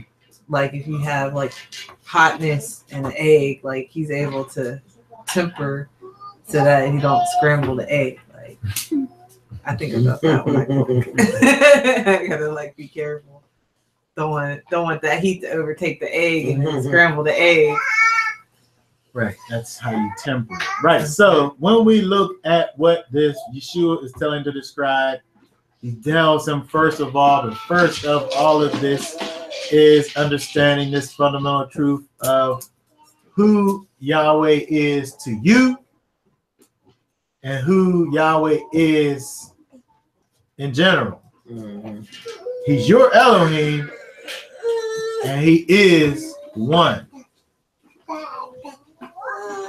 That first initial understanding. Then he says, not only that, he says, and he's still just giving you just the first command, and thou shalt love Yahweh thy Elohim.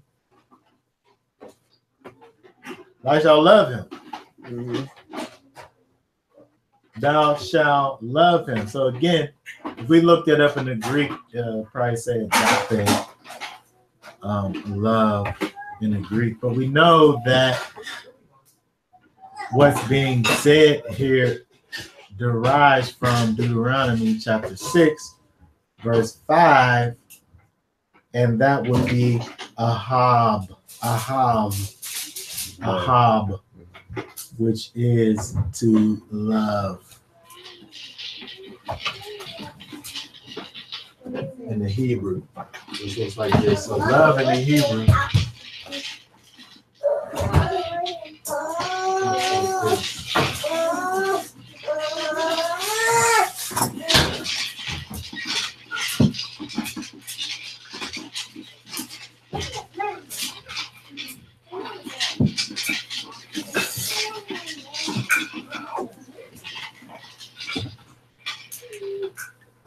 So when we think about love from a Hebrew perspective, we're talking about that powerful breath that builds the house. The house plan is the base. You can't build a house without the plan, right? You can't build nothing without the plan for the house. The tent plan, the floor plan is this. So you got the powerful breath that builds the house. That powerful inner functioning that builds the house. Love.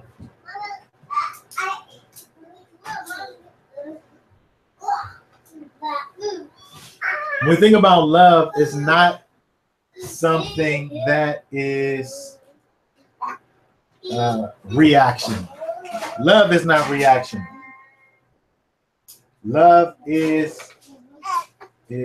an initiating force. It's not a reactionary force. It's not something that's connected to necessarily connected to. We think about love, we think about emotional love. Right? We think about how somebody makes you feel, right? Where that's not what love is, right? I don't love my kids because I look at them and they make me feel a certain kind of way, right? That's some kind of emotional kind of thing. It's not if we say that Yahweh, the Elohim is love, right? First John tells us that Elohim is love.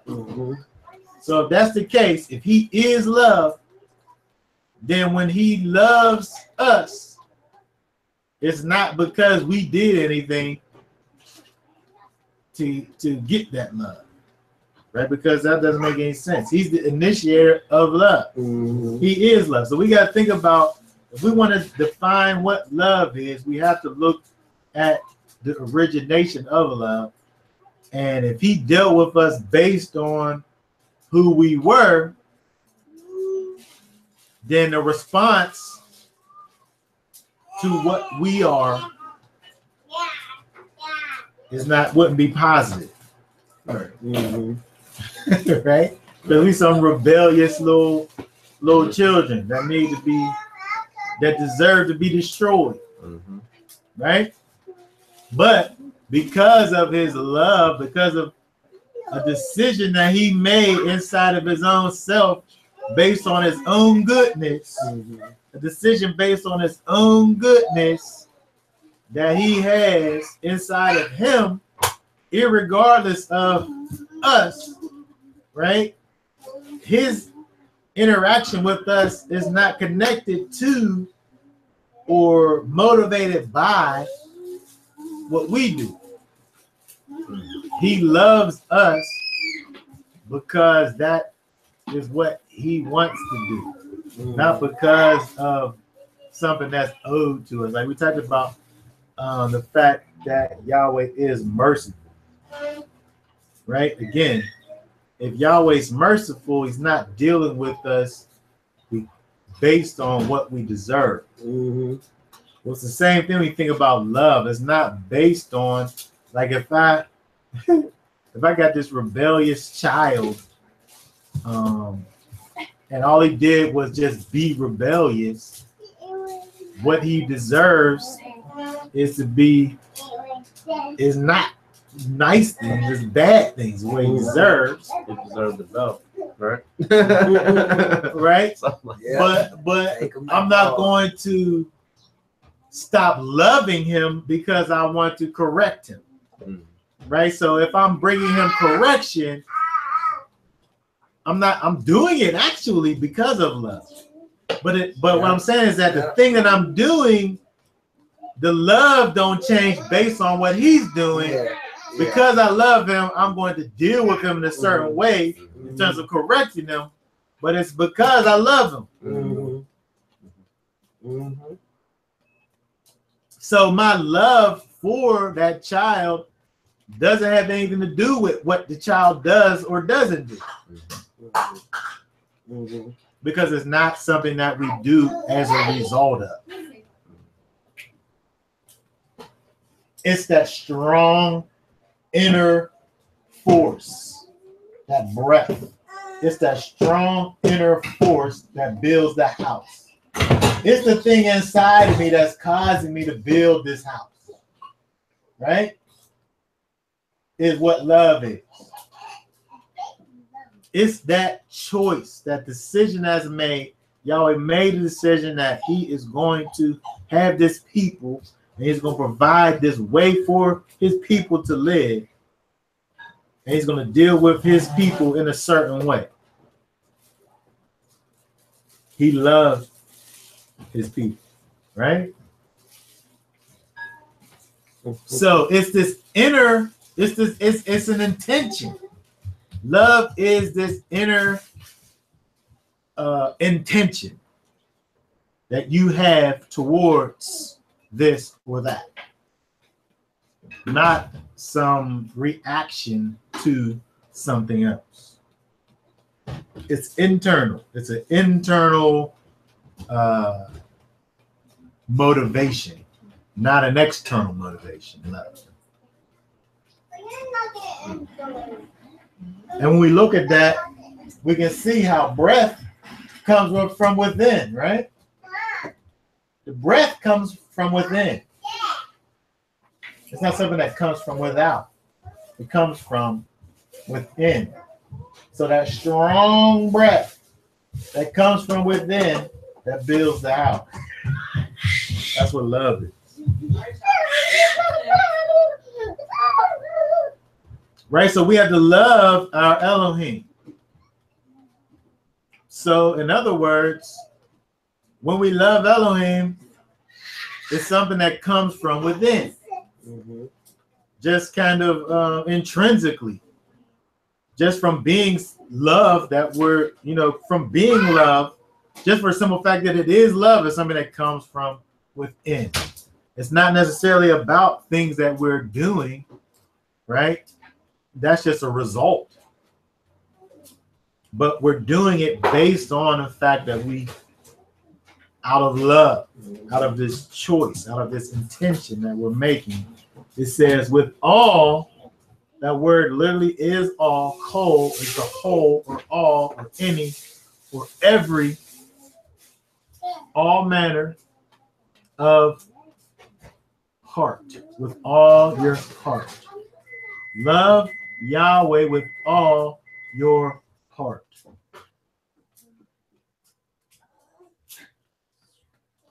When you think about the heart, you look at this definition for lab or labab, labab. The heart is the most interior organ, right? The heart, if you don't have a heart, you're dead, right? When your heart stops, you're dead. So that innermost part of your body, where the heart lies, all of that, we love Elohim with all of that, with that innermost organ, your heart.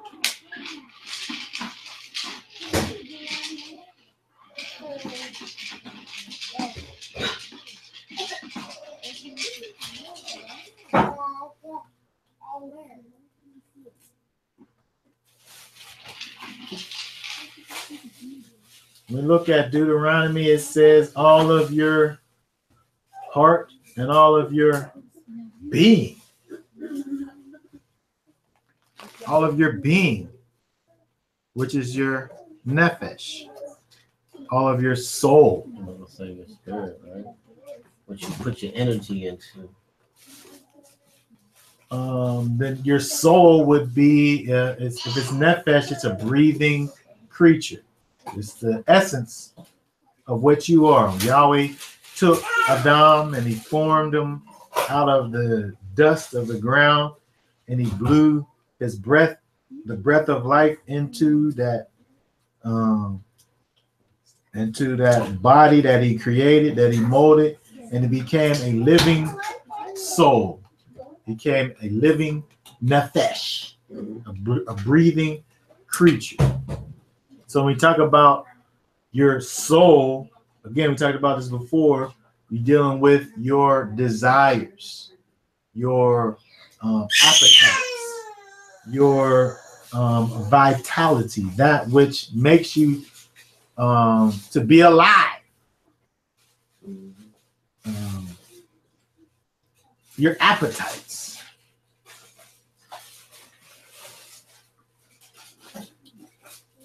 So we're to be showing Yahweh our love with all of our desires.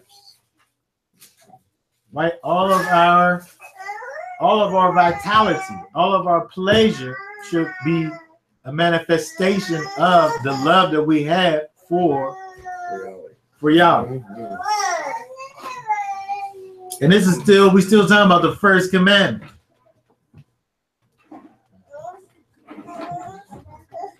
Every part of us, every part that makes up our being, our nefesh, every part that makes up our being, our appetites, our desires, our pleasures,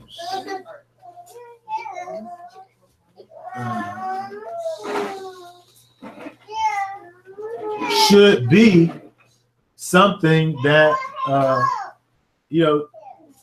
inside of all of those things, it says to love Elohim with all of your being, with all of your appetites, with all of your desires, with all of your pleasures, all of your being, with all of your heart, with the innermost part of you, which is your heart, the place where your affections lie. Your heart, the place where your affections lie, even that belongs to Yahweh. With all of your might, with all of your might, it says. Might. Again, we're talking about this internal thing. It says properly vehemence. Vehemence. If I vehemently do a thing, it's with great passion. And that's a word that we see with this word that's translated as might. And again, we're thinking about passion. We're talking about something that's internal. It's an internal thing that makes itself manifest outwardly. So it's internal. Right? So all these things we're talking about when we look at this, when Yeshua is quoting Deuteronomy 6:5, when he says all of these things that he's saying are things that are connected to the inner man, whether it be the heart or the soul or the might. What verse? Deuteronomy 6, that's 6. verse 5. And all of that is the first command. Understanding who Yahweh is, understanding how he relates to you, who he is one, how he relates to you, he's Elohim, and then how you relate to him. You love him with all of your heart, with all of your soul, and with all of your might. So it's like when you understand the Shema, then your response is to love him.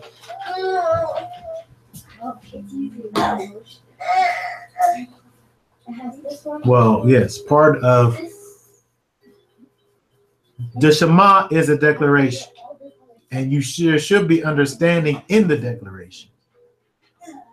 Yeshua was asked what's the first command, and he's saying what the first command is, and I'm saying the breakdown of what Yeshua said is understanding who Yahweh is in terms of him being Echad, understanding how he relates to you in terms of him being your Elohim, and then also how you relate to him in regards to this next verse, which is thou shalt love Yahweh thy Elohim with all your heart, soul, and might.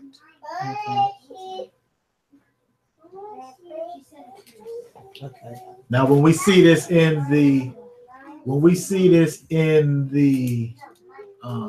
Greek, where it said in Mark, it says love him with all your heart, understanding, being, and strength.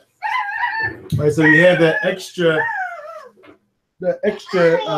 idea in terms of the understanding added,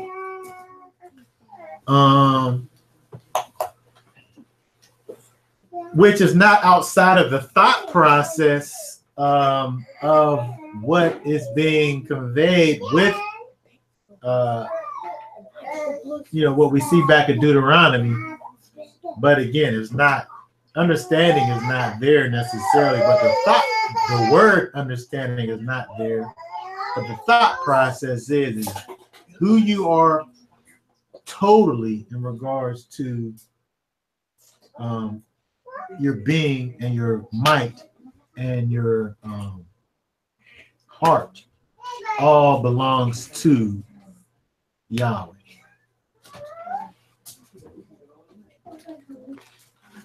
Okay, so is there any thoughts about what Yeshua's response was in terms of this first commandment that we see here in verses 29 and 30?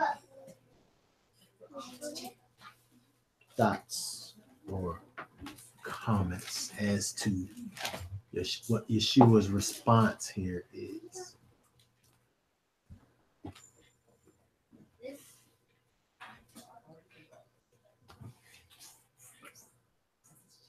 Again, the key that we see here is this idea of these things being things that are eternal and manifest themselves externally.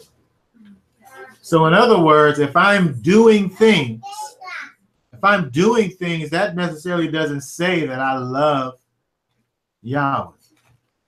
If I'm doing things, it's not necessarily saying that I love Yahweh. I'm just doing things because I can do things without having that internal motivation. Right? I can go through the motions of a thing and it really don't mean anything because my heart's not in it. So if I'm just doing things and I don't have this this internal motivation, then that's not love. That's not me loving Elohim with all of my heart and with all of my soul and with all of my might. That's just me doing something.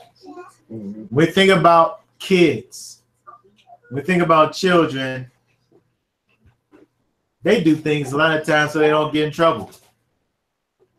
Where it don't really have nothing to do with.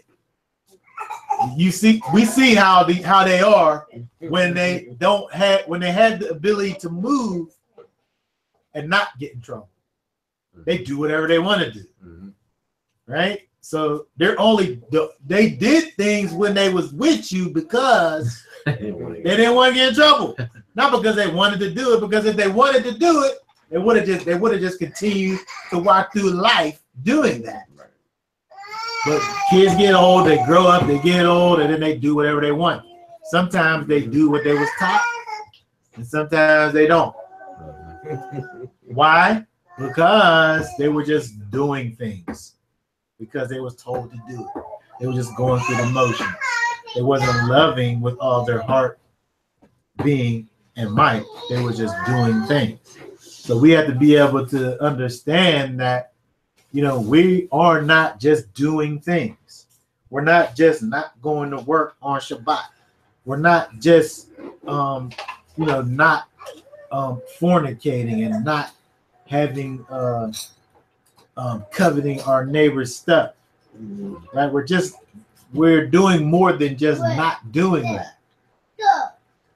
Because if all we're doing is just not doing those things, then that's not what this is. That's not what this speaks of here in terms of loving him with all of our heart and with all of our being and with all of our strength.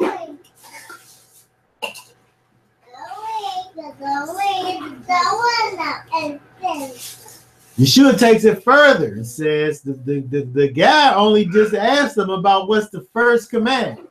And he answered this question perfectly by saying, love Yahweh. Basically what he said, love Yahweh fully and completely. But he didn't stop right there.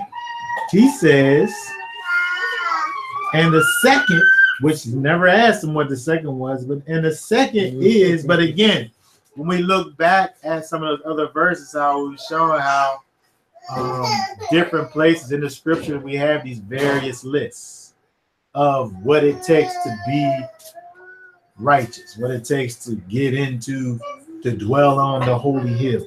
So he's giving you a full list right here, except the list only, of course, contains two things, right? And the second is like, namely this, thou shalt love thy neighbor as thyself. There is none other commandment greater than these. Right? So when we look at this, again, whatever love means, whatever we find love to mean, we need to be doing that to Yahweh. But in the same way, whatever love means, we need to be doing that to our neighbor. And if we don't understand what it means,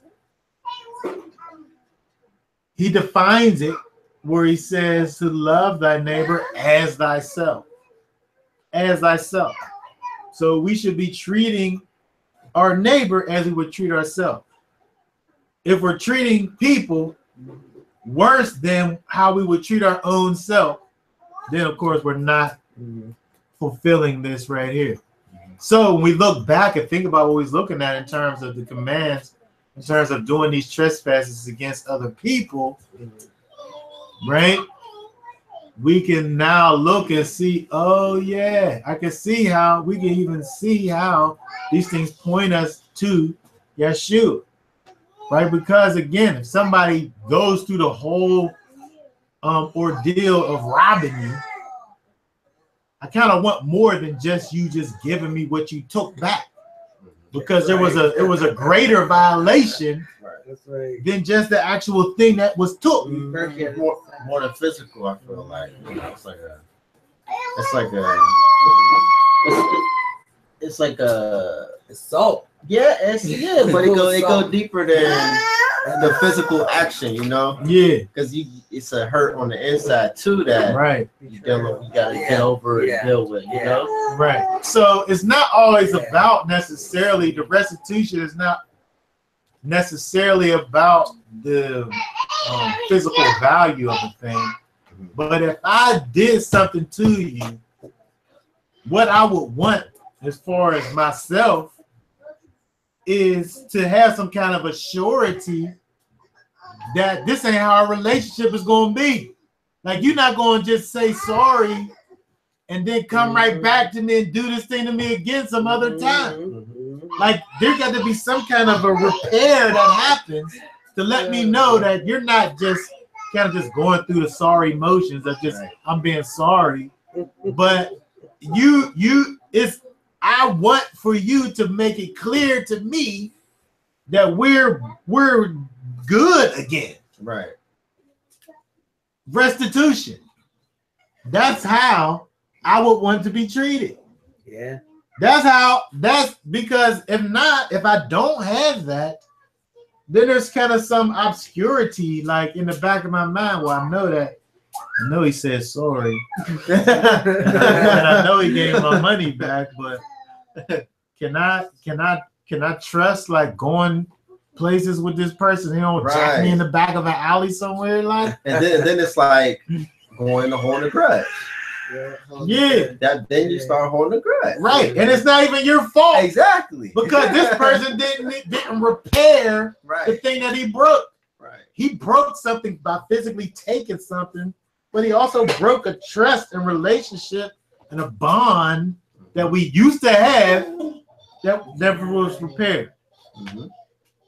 And so when we look back at what the commandments are trying to get us to, we can understand, you know, what this even means. And we can see that the whole time he was trying to show us to love thy neighbor as thyself.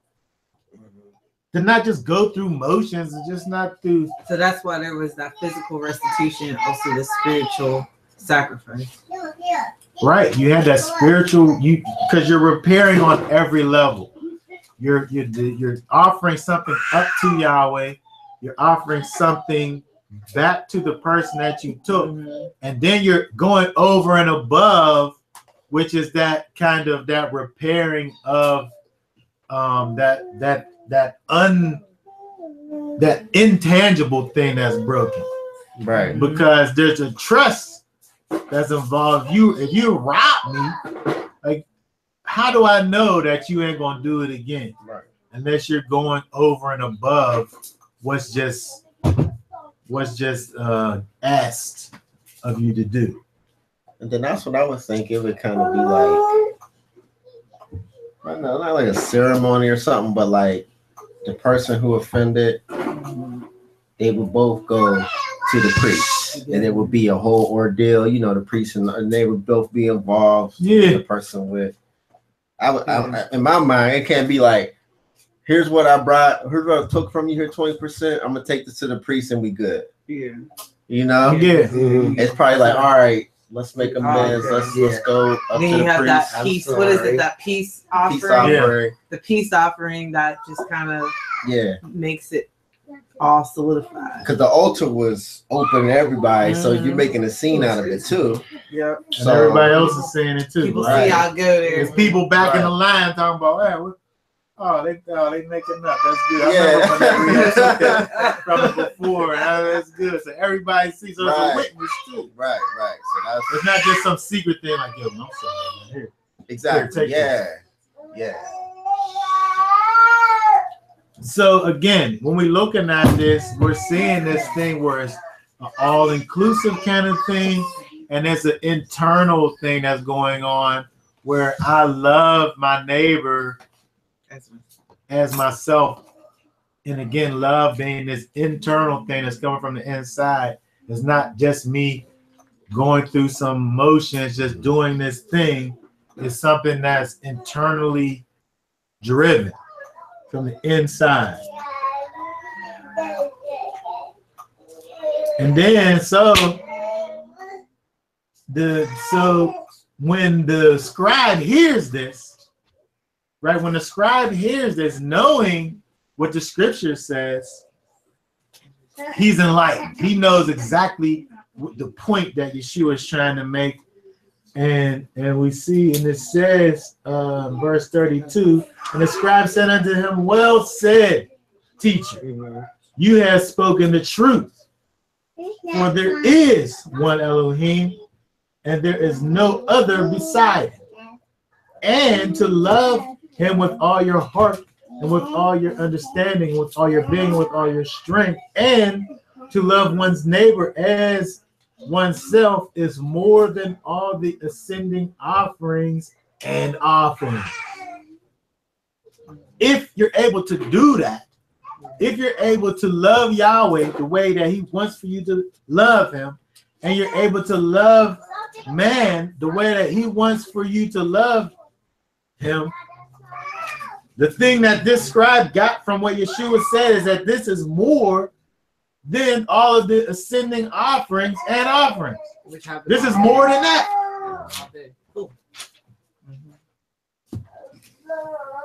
You get the point. It's over and above the point of all of that if you're able to do this, which is, what we need to be able to see, because we can't do all of those things anyways. But again, what we can do is what all of those things is trying to get us to do. And this is the point that we see here. He's speaking of these things in a time when there still was a temple and they still were making these offerings. And Yeshua don't correct him in what he says. What Yeshua said is that you are not far from the reign of Elohim. Like, you're getting it. You're understanding what it is that I'm here to do, which is the new covenant, which is the bringing all of these commandments to their fulfillment in terms of causing them to be inside of you and causing you to walk in a way that they were trying to get you to walk in by doing them. When you're able to have this revelation that this scribe had and see that what the whole point of all of this is not to say that all I got to do is love Elohim and love man and I'm good, but understanding that from the beginning, all those commandments was trying to get you to do all of that in the first place, and at the same time show you that you wasn't even able to do it apart from that strength that comes from the Almighty anyway. But now, because of what Yeshua came and did, he now gives you the strength to actually love Yahweh wholly and completely, not just going through these motions, but loving him wholly and completely, and also deal with mankind in the same way, not just walking through motions and vain repetitions, but having that internal motivation that's driving you forward, which is the Ruach HaKodesh. And when we have this understanding, look, we're not far from the reign of Elohim. The kingdom of Elohim is being manifest in us when we walk this out, and we walk this out again by the Ruach HaKodesh living on the inside. Okay, does anybody have any thoughts or comments about any of that before we are done? I remember one brother I was talking to, his perspective on this verse, these couple verses we was going over, and how when we're supposed to love Yahweh as, that's the greatest commandment. And he would say that would represent the first 5 of the 10 commandments, because that's directly related to Yah and what we're supposed to do. Remember, so, Shabbat and have no other gods in vain. And then loving your neighbor is the second part of the 10, because it all pertains to your neighbor, Yes. And it was like, when you focus just on those, you do a lot, just in keeping up. Yeah. Yes, exactly. I mean, again, we look at what Yeshua taught. He taught on the Torah. So he's saying this, and to somebody who's not putting the two things together, you're not even really understanding that. If we was to look at the 10 words, that's how it's divided up. This is how you love Yahweh. This is how you love man. When you do all 10 of these words, you're loving Yahweh and you're loving man. And then we could go take it further, and all of the other commandments that's even given can be put into one of those 10 commandments. Exactly. Yep. You can take every commandment and put it inside of the folder. Yep. If it was a Windows document, the 10 commandments in a folder, and then the 613 is a file. You can take one of those files and put it into that folder. Yeah, exactly. Which is the 10 Commandments. You can, and so, Yep. And then there's a greater file, which is just love Yahweh, love man. We're gonna take those 10 and put those inside of it. Yeah, there it is. Yeah. Gotcha. So yes, whoever said that was absolutely talking true. Okay. Anything else? All right. So I guess Next week. that will be it for that. And we'll go ahead and stop this for now.